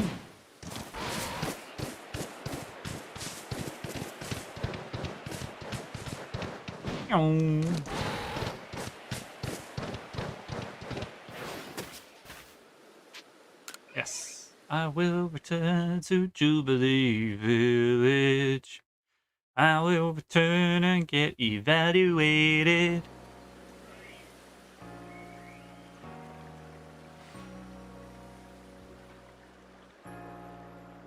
I saw the light fading into the sky. You must have quelled the Lord Pokemon. And what do you have there? Could it be? Ah, those are two of the fabled plates of old. Please let me have a look. See, there are some letters carved into them. Let's see. This one says, "Where all creation was born, that is the being's place of origin." Okay. It seems to be a phrase from a very old myth. How did you come across these? I see, so you were given the plates when you impressed Weirdeer and Clever. That is quite something indeed. My heart is practically racing with excitement. It is my guess that you will find more plates like these scattered across history. If we were to gather them all and decipher the scripts on them, we may uncover something absolutely amazing. Mysteries. That's definitely not how you pronounce it. The mysteries of the past. Oh, how they tickle my curiosity. It's not a euphemism, we promise. What a joy to be alive in such time. Well, I must be on my way. Until next time.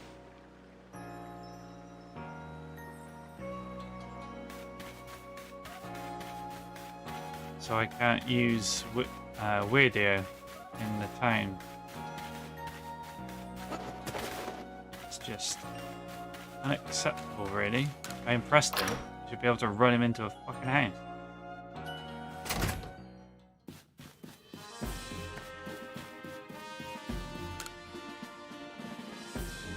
Our investigation for Commander will grind to a halt if you become incapacitated, brute. I should like to avoid that outcome. I imagine you would as well, since it would mean losing the food and shelter we provide for you. If you have progress report, I will judge its worthiness. Show me your Pokédex.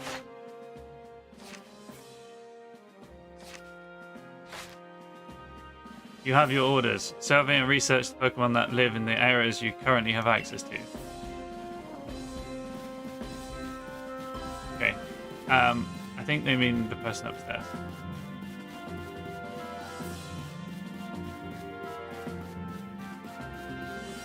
Oh, wrong room. It's like upstairs.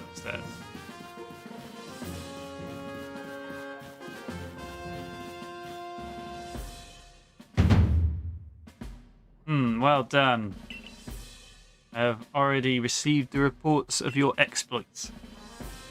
You successfully quelled Glevor's frenzy, restoring peace of mind to history's people. You are stronger to us, one who fell out of the sky. Yet you have served the Galaxy team admirably. I admit you have earned yourself some degree of recognition, but things are not settled yet. Jesus, the guy keeps making amendments to this deal. Like, he's like, save us here, and here. Oh. Do you remember? That was the first thing that you were supposed to do? Is just that's it? I'm part of it now? I received word that there are other Pokemon nobles falling prey to such frenzies elsewhere in history. So carry on with your research and survey duties and prove that you truly are an asset to us. That is all. You are dismissed. Your fellow Survey Corps members are likely at the Wallflower. Go and join them. Complete. Woo!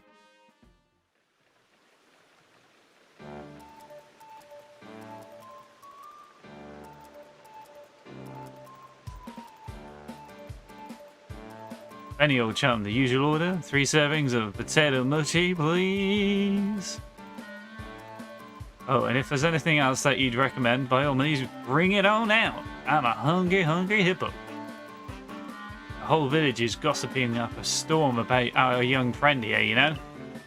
He's got quite some luck to have... I don't know where these accents come from. He's got quite some luck to have come back unharmed after facing off against that Clever. I dare say Fitting was very well prepared. And he was a quick study of how Clever moved in battle, from what I heard. Yeah, only 2 takes, bro. 2 takes. First go round. All in all, it was a very good show, a victory well earned. We can feel safer going about our Survey Corps duties now, thanks for your efforts. Oh, by the way, why not try crafting some of these? I made the recipes and directions. I made the recipe based on directions Benny gave me. Benny the Dow. You obtained a recipe for crafting smoke bombs. Let's go. Let's fucking go.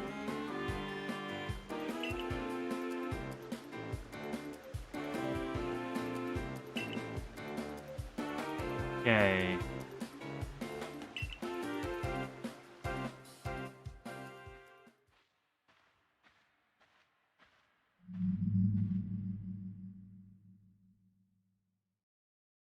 Ominous music. I've been waiting for you, very fitting. My name's Vessa. There's something real important I need to tell you. Would you come with me? A lot of reverb on her steps.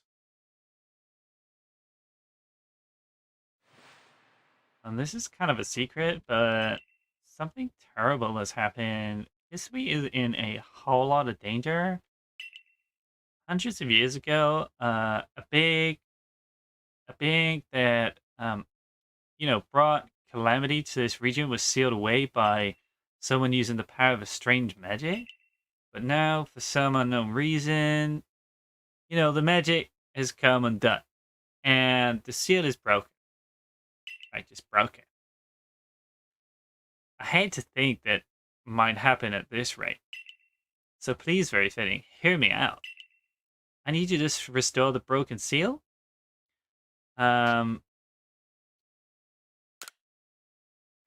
Yeah. Oh, thank you. Thank you. I'm so happy you believe me. I just knew you'd be willing to help. This old keystone is for you. Keep it safe.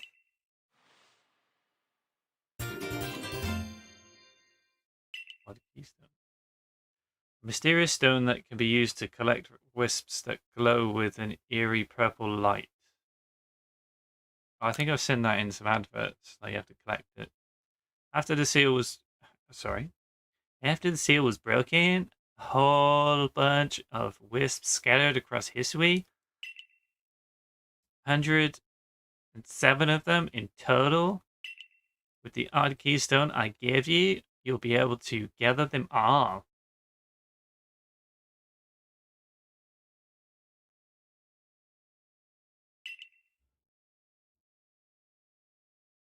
Just have to check how long we've been going.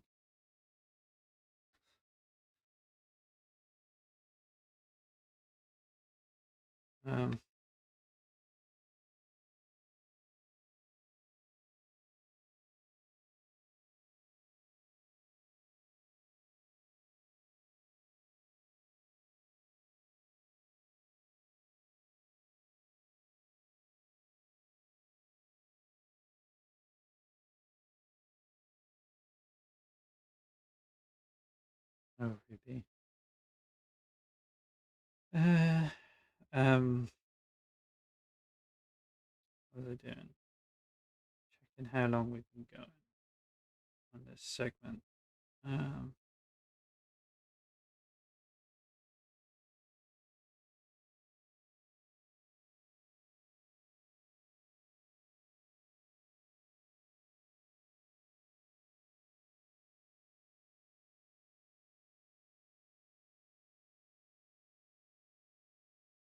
Almost there. We're going about 40 minutes. We've got 20 minutes left.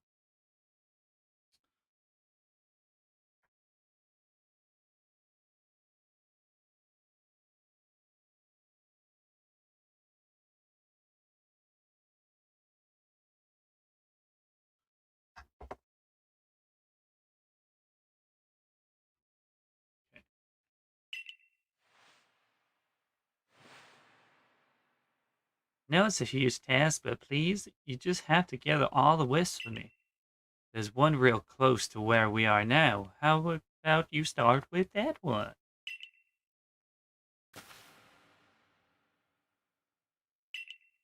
Try touching the flame over there.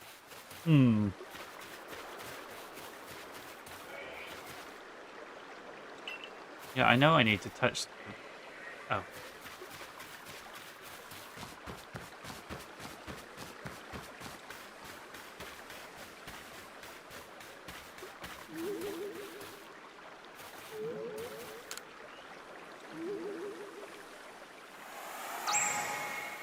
Ooh.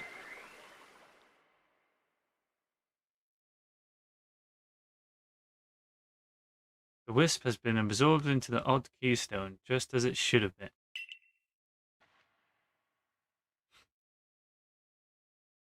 Thank goodness I picked you to help me with this.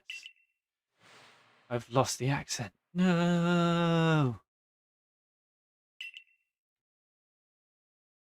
So you have to go back to her when you collected loads. So you get rewards and shit. Okay. Okay.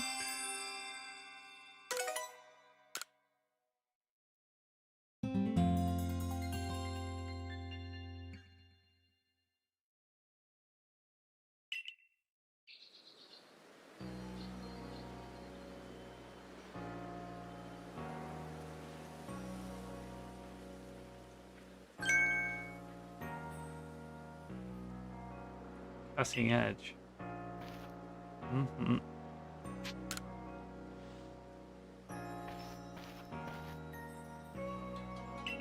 By reputation.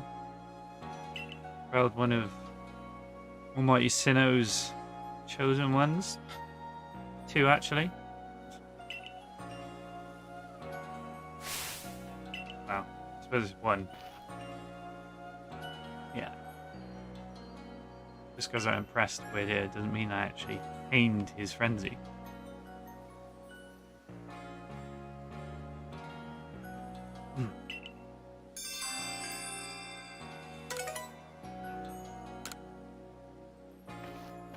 Okay.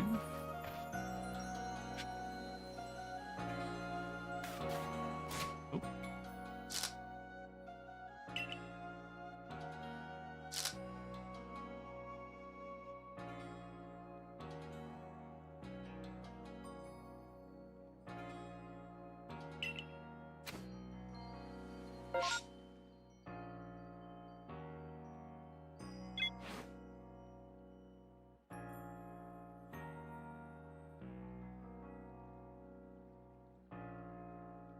Oh, goes to the commander's office.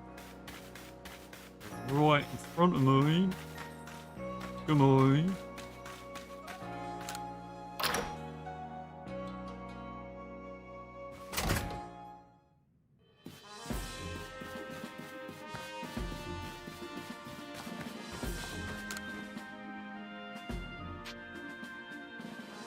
Ugh, I hate these things. I'll go now.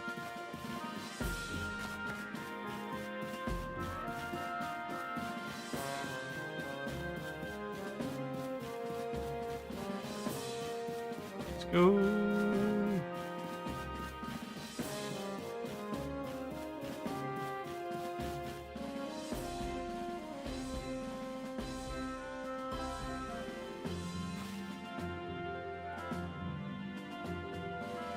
Ursaluna. What the hell is Ursaluna?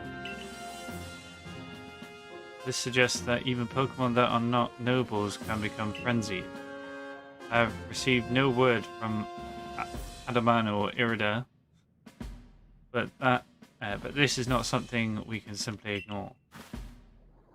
In any case, you have my thanks, Miss Arezu. You did well to inform us of Ursaluna's situation.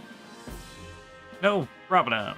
Adaman's got his hands full running our clan and all, and Ursaluna's warden wouldn't even give me the time of day.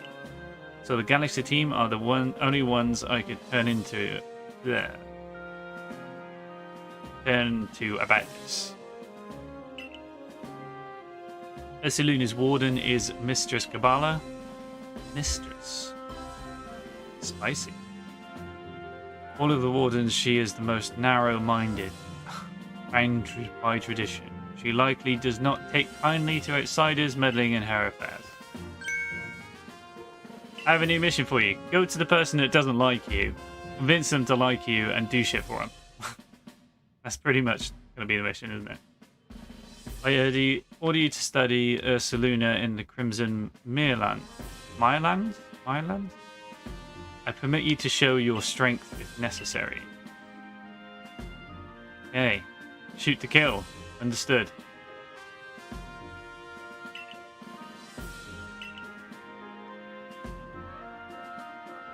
Steep ravines and seaside cliffs. It's not working. Current rank, you should be able to handle the Crimson Mirrorlands on your own.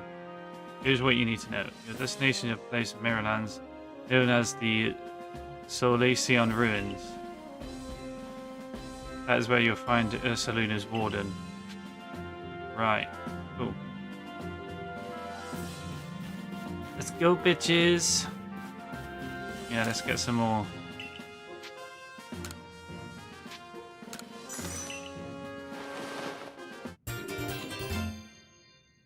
Okay.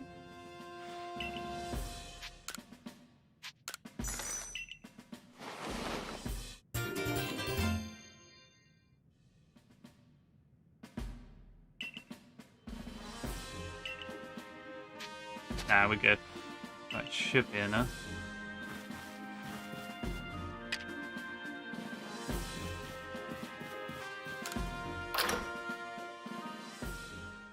I think we've got about 10 minutes left, maybe? 10 minutes left for this segment. And we're going to go to Lore of the Land, where we find the most important feature of the internet, the random anime generator, and look up the show and dive into its lore. First, I'm going to save. Wrong button. Nope. Nope. There we go. Okay. Need another pee break because I drink more on stream than I do in real life, I swear. So let's exit this one. Put a bit of music back on.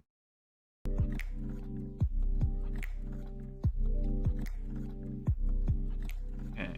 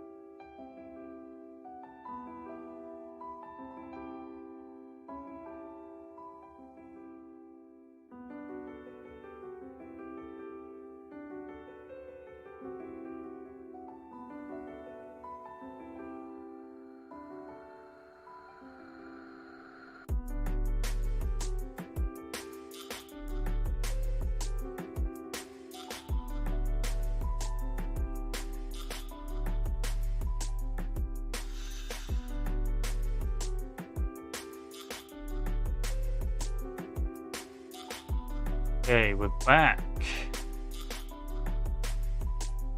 Part 3. Law of the Land. Law of the Land.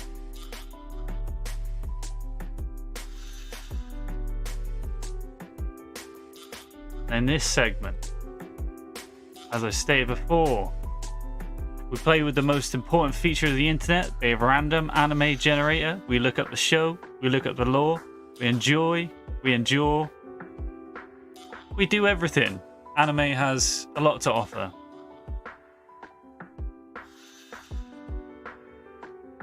Let's go to anime generator.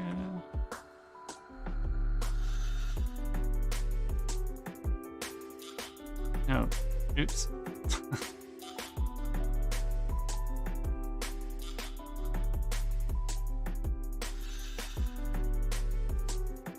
Okay.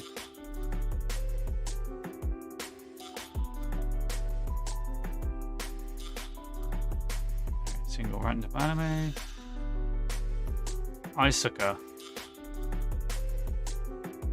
Poor Shinichiro Asano has the worst of luck. His parents abandoned him and ran off to Europe. If that isn't bad enough on his own, they barely left him any money to take care of himself. In order to pay rent and keep a roof over his head, he has to work. Unfortunately, he was just fired from his job, and as a high school student, he doesn't have any more prospects. Right, okay. So, go to YouTube.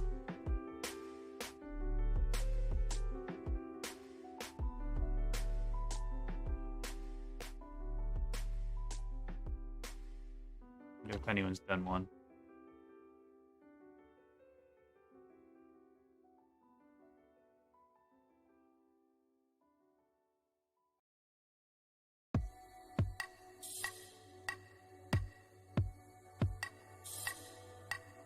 Okay, let's watch a little clip of one.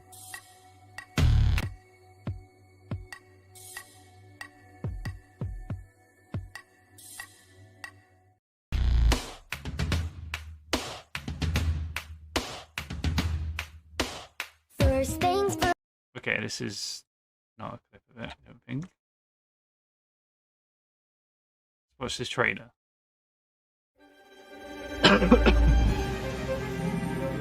何なんだよあの怪物は。あいつらはこの世に留まるために人を襲い、その正気を奪うの。私の家はね、鎌倉時代から妖魔どもを捕らえて封じることを生りにしてきた。その島津家37代目当主、それが私島津咲也よ。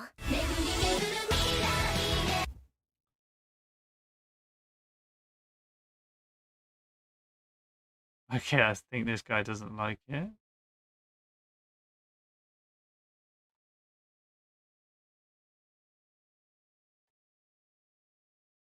Huh.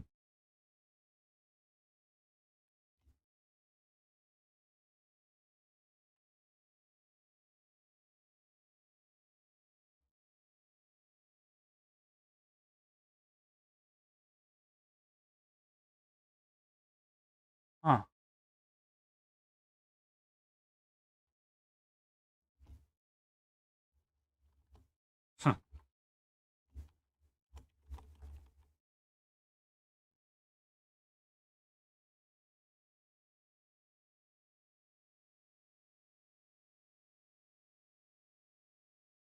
Well, I'm not going to watch an actual episode. That's guaranteed copyright strike. So, let's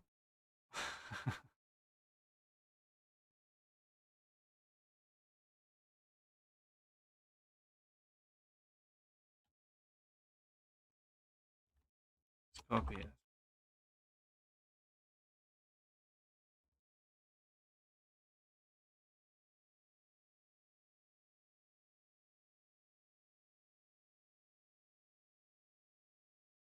The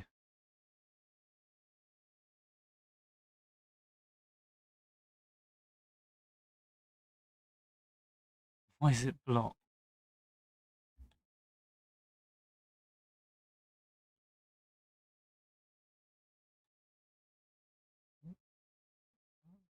Oh.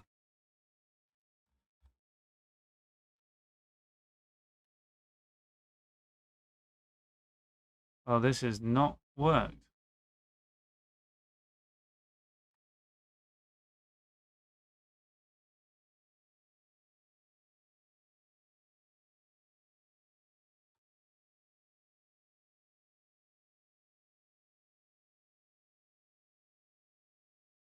So, let's try a different one. This is the beauty of this. It can be random. Let's make a new rule. 3 tries. How can I move? Well, it's the whole segment. I can't really move on from the segment, can I? The way of the household husband. Who would have ever thought that the most feared gangster now spends his time as a modest husband? House husband.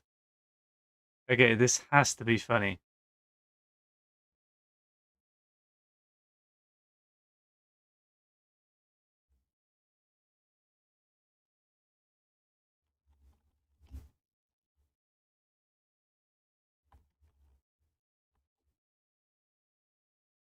It's a Netflix anime.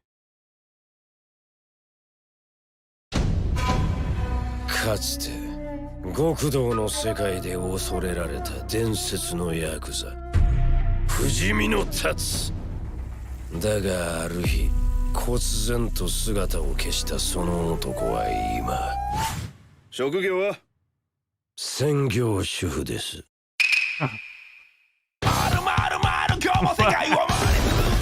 愛する家族のため主婦道邁進いたします完全手作り純度 100% やで調子ぐらいいいじゃんわがまま言う子にはもうゲーム買わへんでハンバーグプレートや白いもんと色柄もしまわへんか色移りなめとんのかもっと角んとこ勝ち込まんか兄貴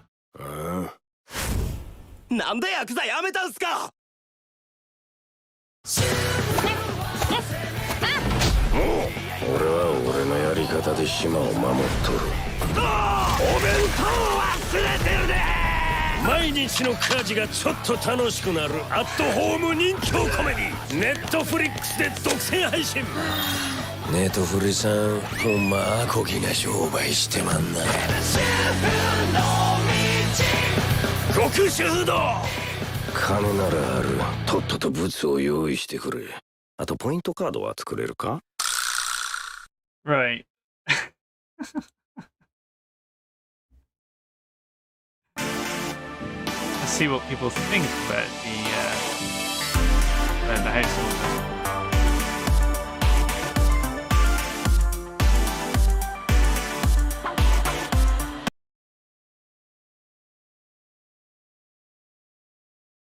Wait.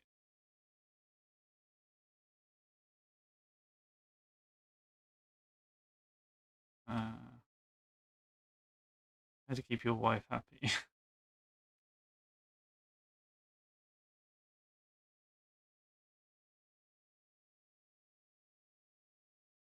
Okay.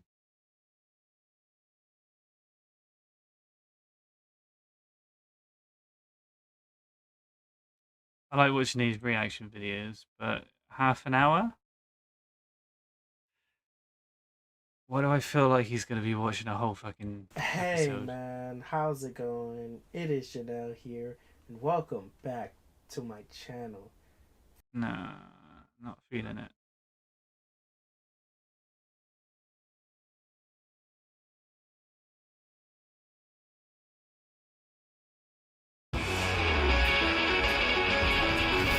You know it's a market.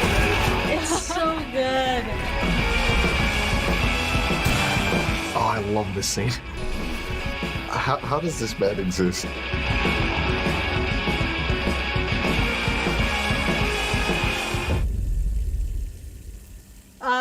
House Daddy. Ah, he's so good. I love tattoos. House Daddy. โหไม่ธรรมดาเนี่ย Hello. ยากุซ่า I love the music. It's so classy. Didn't notice I anyone. watched all of this literally like 2 days ago, so I'm How do I very, turn very the caught heat up. on? It's so good. I'm not used to having Sorry, anyone I've typing in the actually chat. already That's finished why I the haven't. anime and the manga, so I'm living for my man right now. I always wondered, how much? You turn the heating on. Fuck. I think it's in the little cupboard that's at the top of the stairs.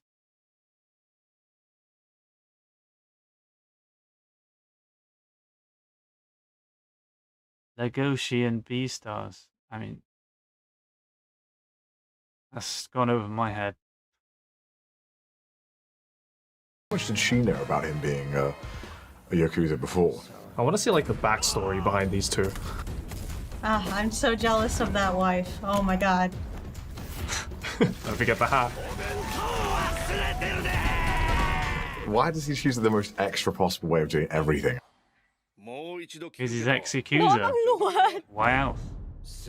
He's so caring for his wife. Like, he just wants to live a normal life as a house husband. He's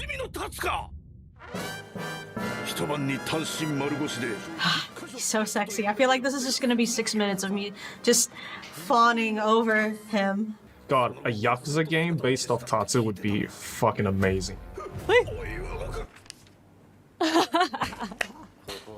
I want to know how long the transition was between being badass Yakuza who kills everyone and then just being housewife. Was it just like 1 day, 2 weeks? I'm wondering. Oh, I love this scene. Oh, I love this one. This is the volleyball scene. Why is it so extra? I'm terrible at reacting. I just want to laugh at it. It's so good. I'm sure there's gotta be like at least, you know, one Yakuza guy that actually is like this, you know? Rival gang shows up. Okay.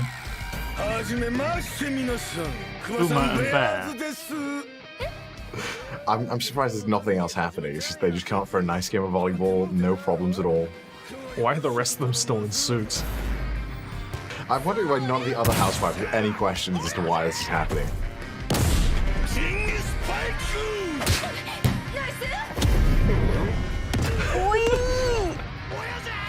It's so fast, it's so quick, and you just can't help but just smile throughout because it's just so intense. It does and look so pretty funny. good.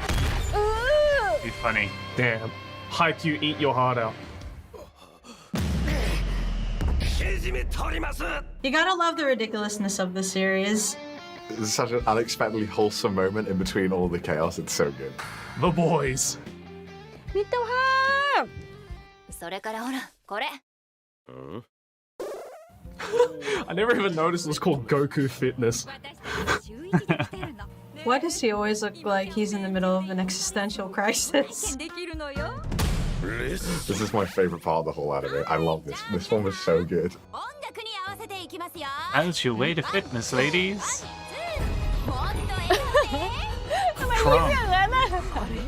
I love the way he smiles.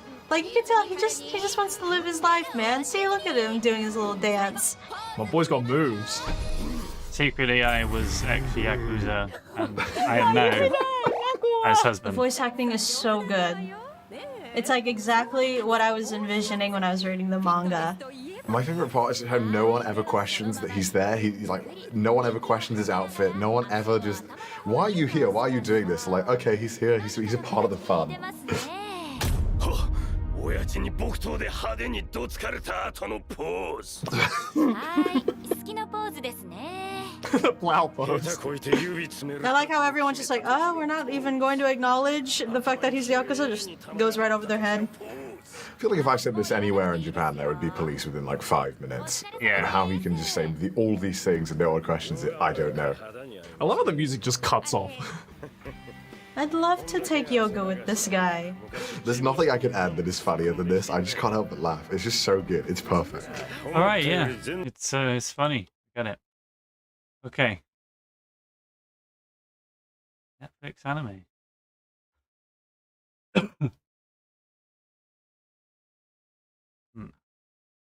So, moving on from the trailers, we're going to have a look more into. I wonder if there's like a timeline generator or something.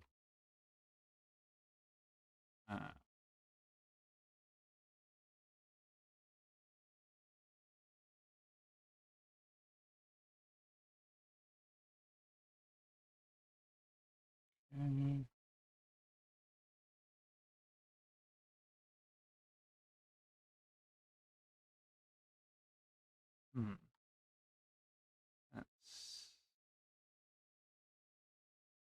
no. Don't want that.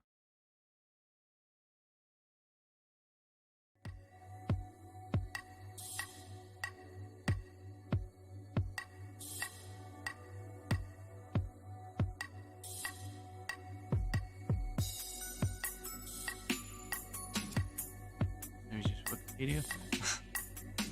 That picture is fucking funny. The shiny theory that you let me get it up again. 1 second.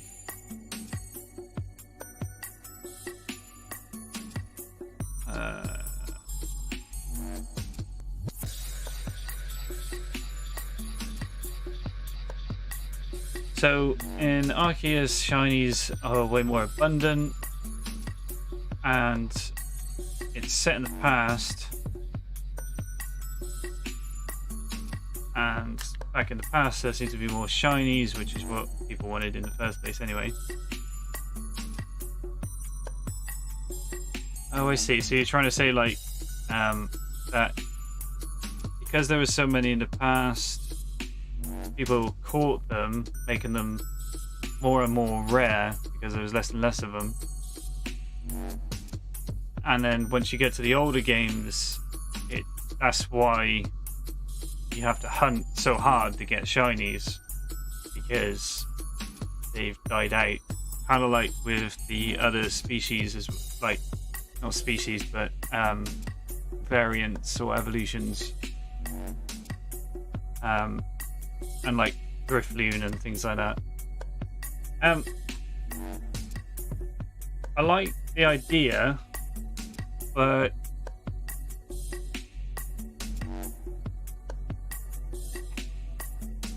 obviously it wasn't intentionally done, so it's a nice kind of byproduct of what they've done.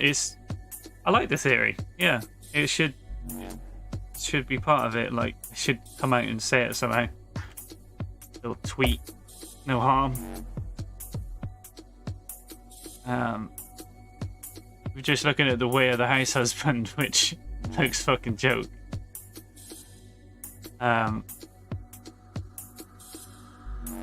Ex-Yakuza has become a house husband. And it's just a crazy comedy. It's really fast. Like, let's watch like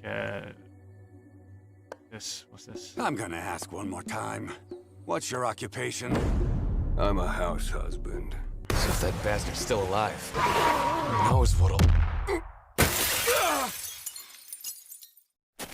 Oh, hey. There! I've got No, I never got any shinies like that. side! I didn't even know shinies existed back then. Hold on to this! And you, hold these! You fucking idiots standing there like a pair of mannequins! Just a sweatshirt, one pair of socks, and one pair of gloves. I didn't get nothing I was after. You ain't little kids running errands for mom!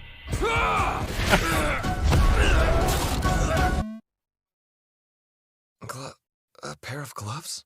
Winter comes, and it's getting cold out. Here's the money. Just bring me the goods pronto. I have my own bag. And can I have a points card? What the hell's all this? Happy birthday to I think you. the design is so aggressive in this series, but the storyline is so bland. Oh, thank you. It's That's like, so sweet. Well, I love it, and this really doesn't matter at all, but I've already got this one.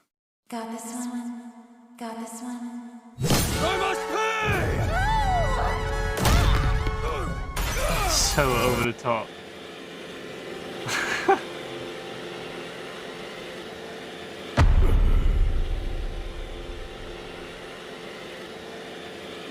That's you when you clean, Gary. Nice. Being a house husband ain't no joke. Oi, wait a minute. Don't Yeah, you we'll want do. some sweets, little boy? Live. Damn it! Stay with me! Blue polycure thing! Beginners tend to use too much force. The important thing is coming up with a plan of attack. Housewives, let's give this DIY project a try. You run away, useless punks! Nothing quite like getting hit with a 2x4. Shit's sturdy as hell. Perfect for making some chairs.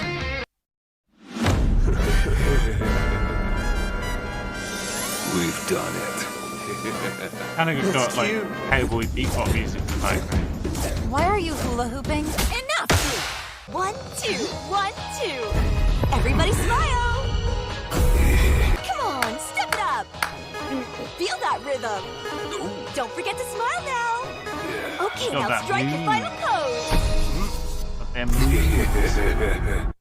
Scary smile. Does this pose remind you of anything? Yeah, this is the getting walloped by the boss with a wooden sword pose.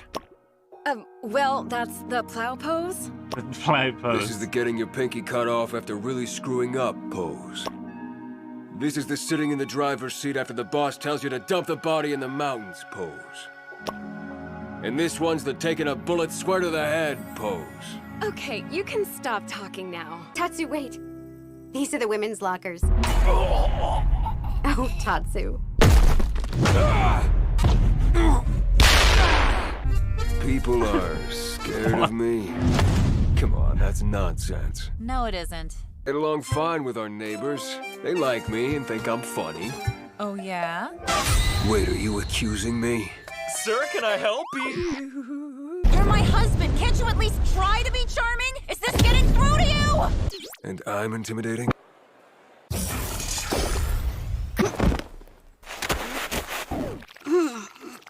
Hey, what do you think you're doing? Huh? Well, I'm just doing a poo. You can fold down the seats for more space. Well, I'm just throwing a pool. And I could easily throw a person back here, too. Flirting was talking about murder. That was the best. Like, how much is this purse? 100% authentic and handmade, so for you, 200 yen. Why don't you sell this stuff? Like at a flea market? So you're saying I should take it to the streets, aren't you? To the what? It floods, rub-a-dub-dub.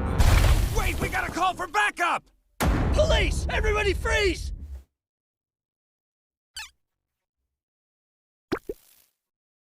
What the hell is this?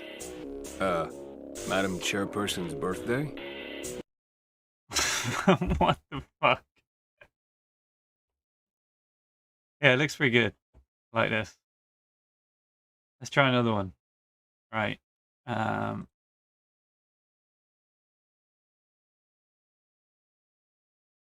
the... Okay.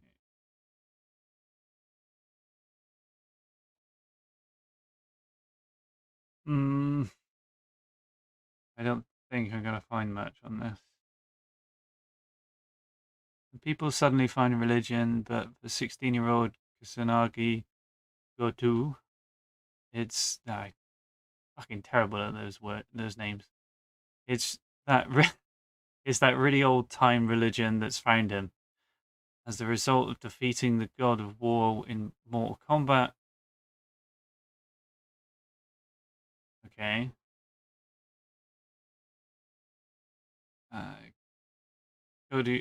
Godu stuck with the unwanted position of Campione? Is that like French or something? Spanish?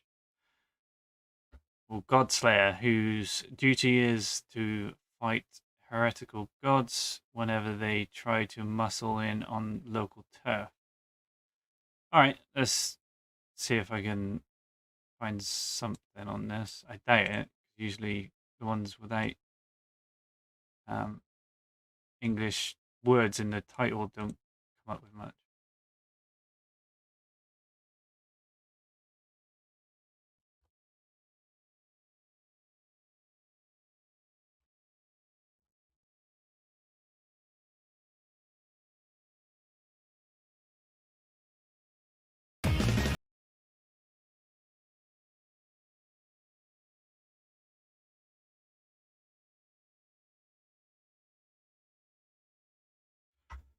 Wow, that was definitely something.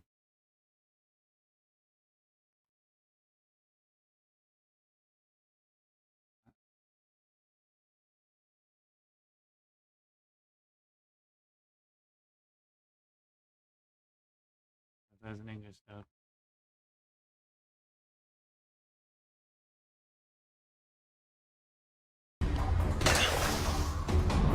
Hey, Melkart! Verathrognus' power of the White Horse lies within. How about it? Want to team up with me? If you protect the two of us, he won't be able to return to his full form. Are you trying to use me, a god? Well, it is the first time I've tried to negotiate a deal with a god. But it isn't a bad deal.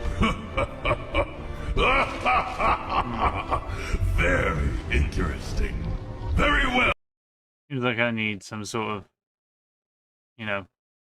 understanding of what the fuck's going on before I watch that kind of scene.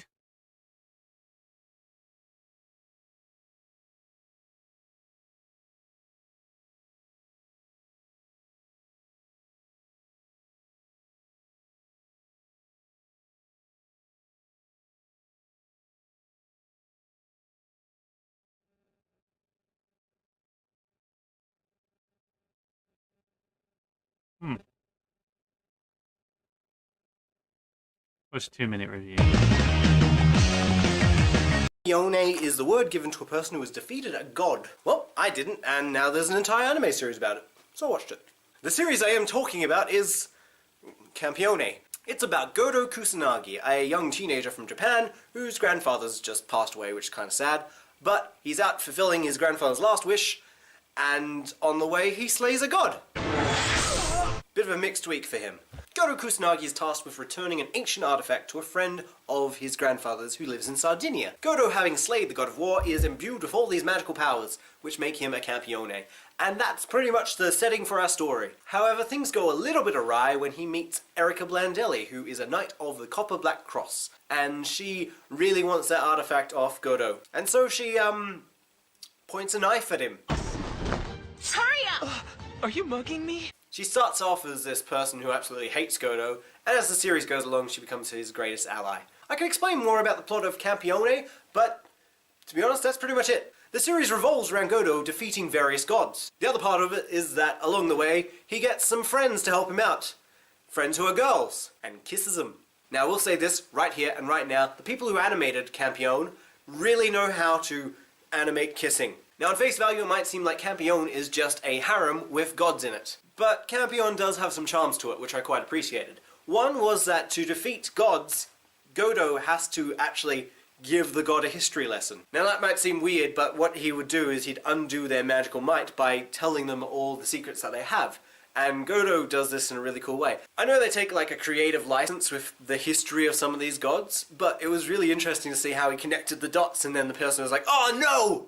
Ah!" And then Godo would take him out. However, that is just a rather small part of Campione. If I were to recommend it, I would recommend it to people who quite like watching harem-based anime. And out of the harems that I have watched, Campione was one of the ones I quite liked. Erica, who is our main female protagonist, is pretty kick-ass. The other girls in the series are also quite enjoyable, but Erica takes a lot of the focus because she is the main female protagonist. Overall, I thought Campione was quite enjoyable. I quite liked the history aspects to it. The harem was decent, and the characters were actually kind of fun. It's not intense, it doesn't leave an impact, and it doesn't shake up the formula at all, but it is quite a nice, quick watch, and If you're interested in harem-based anime or want tiny history lessons, then I recommend watching Capione. Thanks for watching! Cool. Right, thanks for that. Let's try another one.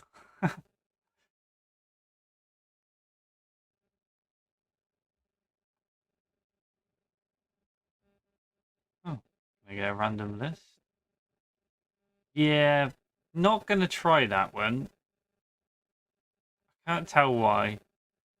But considering in the description black lace panties is in there, gotta go for a miss on that one.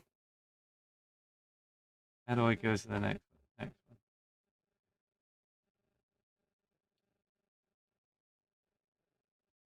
The comic artist and his assistant. Perverted manga artist.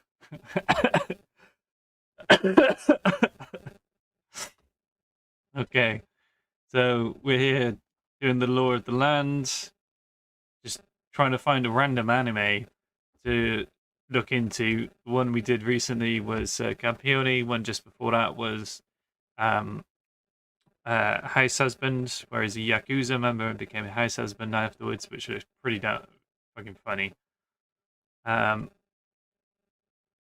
Just trying to sift through these anime suggestions because I'm going to guarantee that there's a bit of NSFW stuff on there and YouTube doesn't like that sort of shit. Mr. is a coyote or spacefaring outlaw who has been sitting in a prison for a year for a traffic offense. 10 days from release, he breaks out with the help of his old partner, Bishop and Katana. Dead father. 12 sisters. On their heels are the federal investigators Angelica and Chelsea, as well as the android assassins of the criminal guild, Madame Marciano's 12 sisters. Right, so they're all androids. Okay, so it's a mecha sci-fi comedy. Okay. That's, what was it? Coyote Ragtime Show.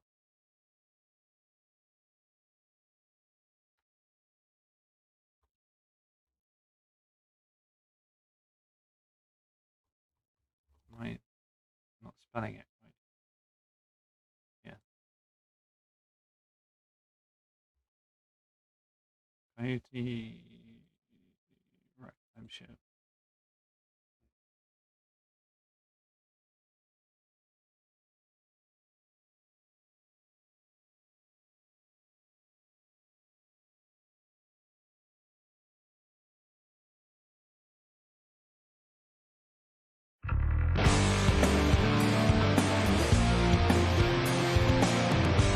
Okay, that's cheesy as fuck.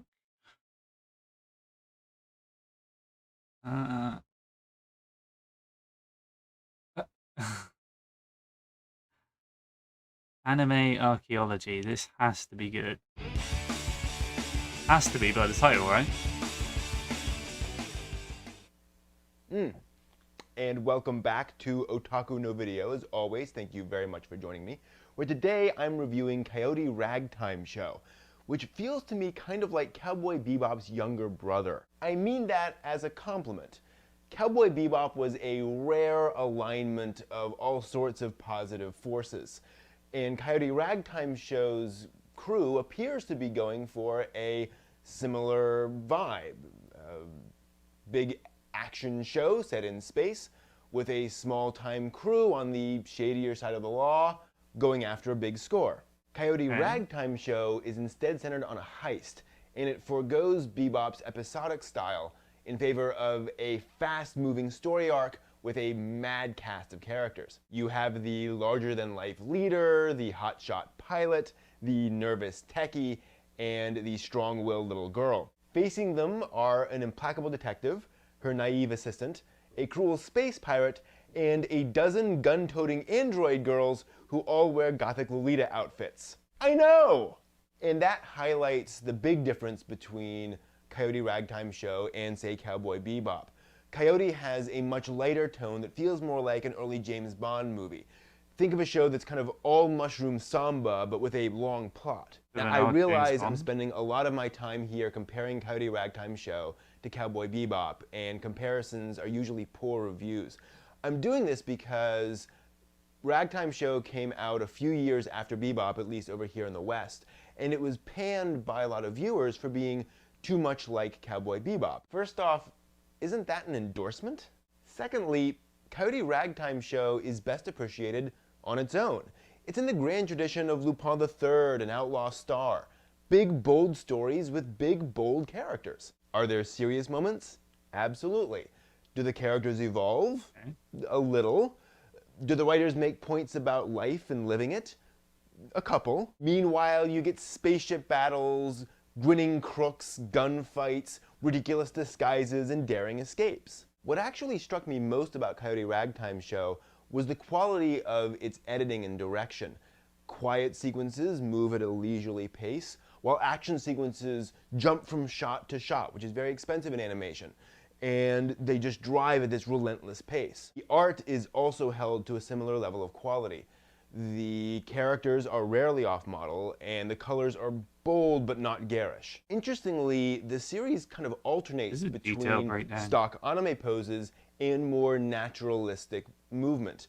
It's very much like the writers understood when to be bold and over the top and when to be more naturalistic. I felt it worked very well. As a 12-episode action series, there's not much time for character development, and we get about as much of that as one can reasonably manage in this length of time.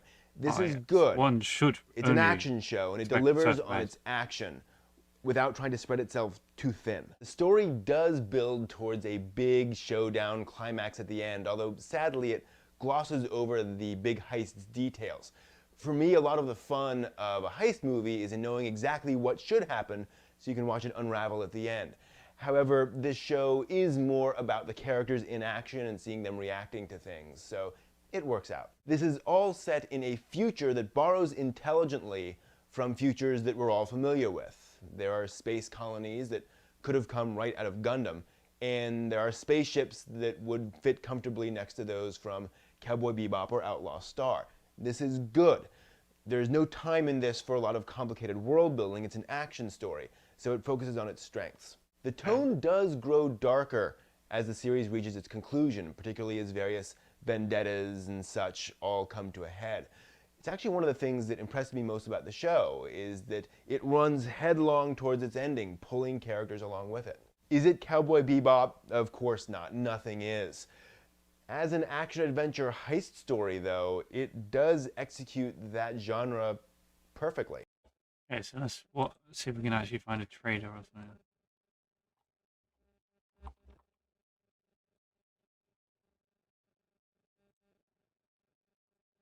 What do an outer space prison break and a renegade pirate have in common?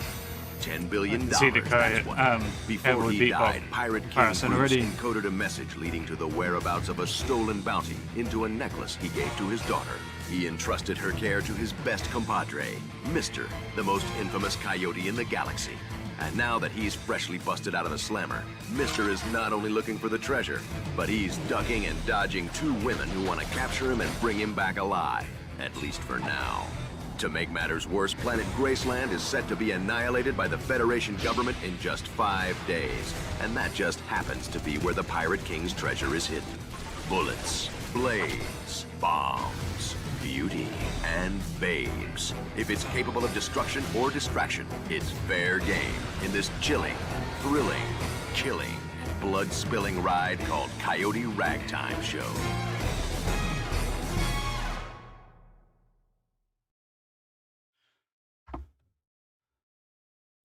Okay. Looks pretty good.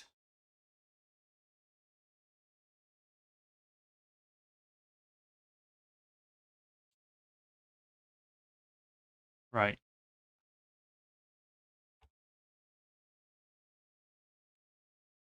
I want to close that section off for now.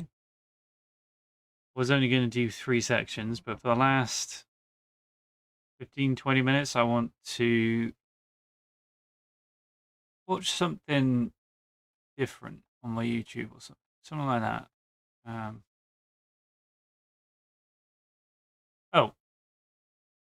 we could talk about the Tinder swindler through one of my favorite. There is a better way to make money with podcasters. Amazon than selling physical products. Introducing The talk of the town at the minute is Homeboy Tinder Swindler. Have you watched the thing? Yeah, I watched it. I watched it maybe last week or so. Yeah, I watched it last week. Yeah. I haven't actually watched it. I've had all the cliff notes. Oh, okay. But I haven't actually watched the thing. It's like 2 hours long. I'm glad you've watched it. It's a good show. It's actually a good watch, to be fair.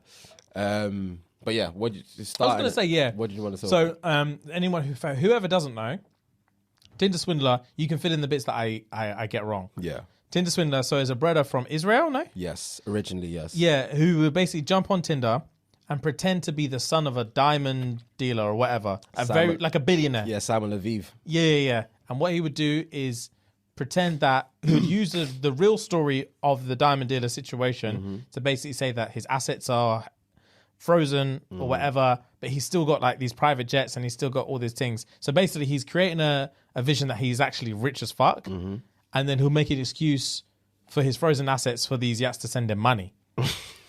And then he would spend that money on another thing to convince her to send him money. Yeah. Mad. As Ruby said, it's just Mad. one big.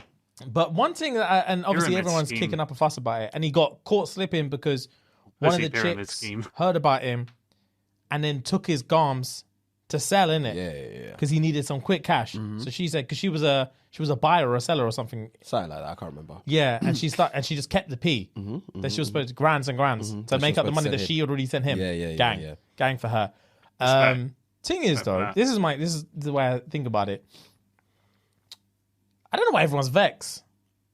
Explain. He's just any city boy. No? He's any city boy. Yeah. He's any summer boy. Yeah. And like, he's just the male version of what a lot of people do anyway that don't happen to be male. Do you know what I mean? Let's cut through the cheddar. Yeah. So he never fully explains that point. And I think what he's trying to say is that a lot of women use, in his opinion, a lot of women use men for food, for money, for security, but they don't actually have any kind of like romantic or feelings for them. They'll play the part, but they'll basically be rinsing him dry because they know that he's either falling for them or they know that he is actually, addicted to the pum, as they say. So I guess what he's saying is the roles are reversed and now a man's doing it on a grand scale, like international pussy pyramid scheme level. So much so that I don't want to give away too much. Let's watch a bit more. Sugar on that. Yeah. Like, he's not he's clearly far more elaborate. Yeah, of course. But in terms of what he's actually doing, like, he's just finding reasons to have send him money. He lives an elaborate lifestyle, man. It's also a very obviously very, very, very, very. See, the thing is with that point is it loses context because obviously I think he's done that on purpose, but the context is kind of really important because the female side of it, while it is bad if it's happening, and life is all up for interpretation, like there can be two people living in the same house, experiencing the same situation and having completely different views of what happened. Even though physically the same things happened, it's the like interpretation of what those situations have done to them and so on and so forth. So him saying that he's just flipping the roles and doing it on a grander scale, it's kind of like missing the point because he's doing it in a very calculated and specific way, whereas the woman in his mind, as far as I can tell, is someone who, like, they could be calculated, but they're doing it on a much smaller scale, and they're doing it out of retaliation, almost. I would say if these women exist, then perhaps it's retaliation. I suppose it could be retaliation for him as well. He could have had pain in his life and reacted this way instead. Or as it's painted elsewhere, he stumbled across a lucrative venture. I don't know. It just feels a bit like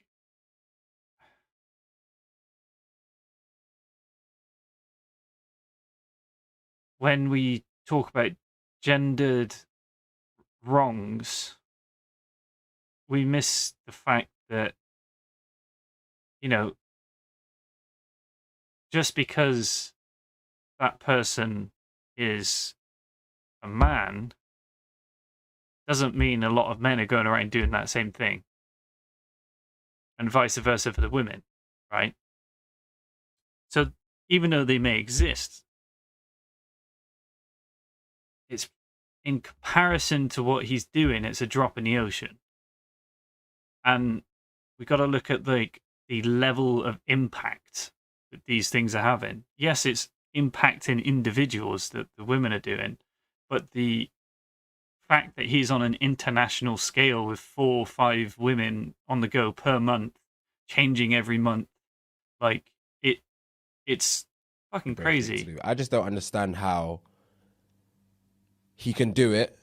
Let's say he swindled one yacht for like 10 bags or whatever. I need it. My enemies are after me. Give me 10 bags. My enemies, bro. First of all, he loves that line. There's no human being that can message me saying, I need X amount of money because my enemies are after me. I agree with this. If you don't think I'm asking you, the fuck are your enemies? Fam? You need to either tell me who your enemies are or this conversation's ending. Because I don't understand how you think I could just randomly... enemy. Thank you. Who uses that terminology? No one asked him questions. He just kept saying enemies, enemies, enemies. What does that mean to me? Are they my enemies too? Do you know? If I run you the P, are they our enemies? Are they our enemies? Who are these enemies? But no one questioned it. They just sent him the P. Man said to one chick, no, take out a loan. Take out a loan, sell your car, try and sell your house. Babe, please hurry up fast. My enemies are after me. I couldn't understand, brother. But he does it so well because he does it so well because he doesn't tell them anything of that until a month in. He sucks you in. Yeah. He takes you to breakfast in Brussels. He will fucking take you for lunch in Luxembourg or whatever. Same day. We rope you in. Let's go here. Let's go there. Oh, okay. Fancy shit for a month or whatever. So for that first month, he sucks you in. His assets aren't frozen. He's doing what he wants. I don't know how he's patterned that P, but he's probably gotten P from. That's because that's what he's doing. He's using the P from the last to finesse this new thing. Pyramid scheme. It doesn't seem lucrative though, because what's the turnover? It's not lucrative. What's the ROI? Do you know what I mean? Because how much of this 10 bags from chick 1 are we spending on chick 2? Bro, loads. But I think within the same breath, he's got like a couple other things for that month as well. Yeah. So he's got like the main source A, and he's got like B, C, and D to pattern this new thing that this new girlfriend that he's trying to splurge all summer of. So there was you say you've not seen it, but there was a time where he's already patterned 2 things and he's already scammed them. They're kind of clocked already. They're trying to get their P back. Yeah. Man's gone on holiday with a next Russian thing for whole summer. Bags upon bags upon bags upon bags. And while he's doing that, he's messaging these other hoes, babes, I need 10K cash. My enemies are after me. Please. While he's in Nobu. Fam, doing up. You see him and his bouncer just like this. Yachts everywhere. Everywhere. He's sending voice notes. Baby, it will be over soon. We just penned the deal, this, that, and the other. The money's cleared for my end. You should be receiving it in a couple of days, this, that, and the other. And he'll gas them. He'll send them a check. Let's say I've borrowed them. They borrowed me 50 bags. He will send them a check of 100 bags. Obviously, their guys are like, oh my God, thank you so much. Yada, yada, yada. These men are checking their account every single day. Never arriving. Every single day. One that was bawling on the phone, like, I've got bills to pay. I don't know what I'm going to do. So bad. I don't know what I'm going to do. He ruins lives, James. He does. He ruins lives. Nah, fam. A man has no care in the world. He went pen for this, no? He went pen for, I think he was meant to go in for 15 months. He stayed in for 4 or 5, came out. He's probably had a better Valentine's Day than we did. Wow. Do you know what I mean? Man just said, my enemies, my enemies. My enemies. And they're signing checks. Bro, they Get just to that gave the Patreon. money away. I'm telling you for a fact, yeah? For a fact. Fellas, it's time to take care of down there. I guess I have let my bottom half go. Use Manscaped's lawnmower. No buff ting could fly me out to anywhere, tease me for a month, and then when I get back to yard and I'm in my cubicle, my 9 to 5, say, James, my enemy's this and that. I need you to run to the bank and draws out a young 10 bags. Loan. Remortgage your yard, do whatever it takes. Get I'm rid of that thinking, fucking who house. does she think she is? Who is she? Who does she think she is? Yes, James. 100%. Fam, use your contacts. I lie? Don't chat to me about Sell it. one of your cars. Don't chat to me about it. Bro. Your enemies are your enemies. Bro. I'm sorry that it had to be you. My I really enemies am. are us. Summer me. was fantastic. Thank you for that. Fam, I ain't lived like that before. You've shown me things. You've shown me things that I thought I'd never see. But it ends here. Because if I could afford that lifestyle, then you can have your 10 bags. Exactly. But clearly I ain't got 10 bags. No, bro.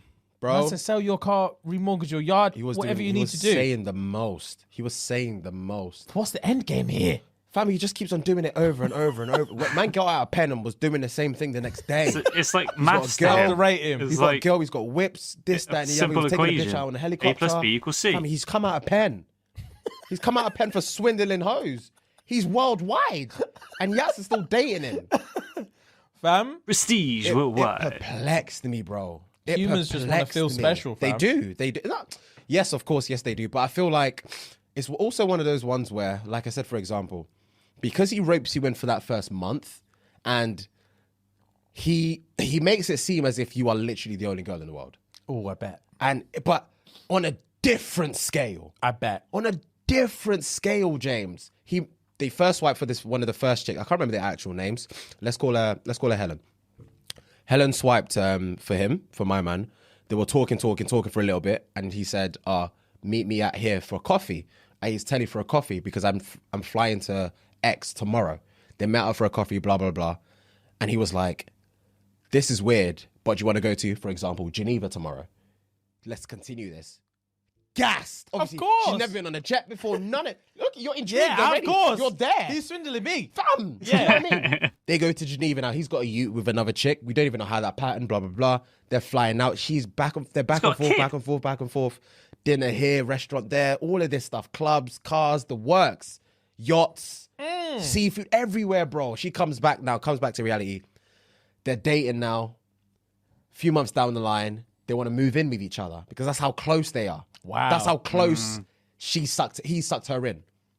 Move in, this, that, and the other. These times, she's being outside of it and just seeing like these women got scammed by this same guy. He said the same things over and over again. It's nice and easy to go, what a dumb idiot. How can you have that happen to you? But like, take the money away and like the richness.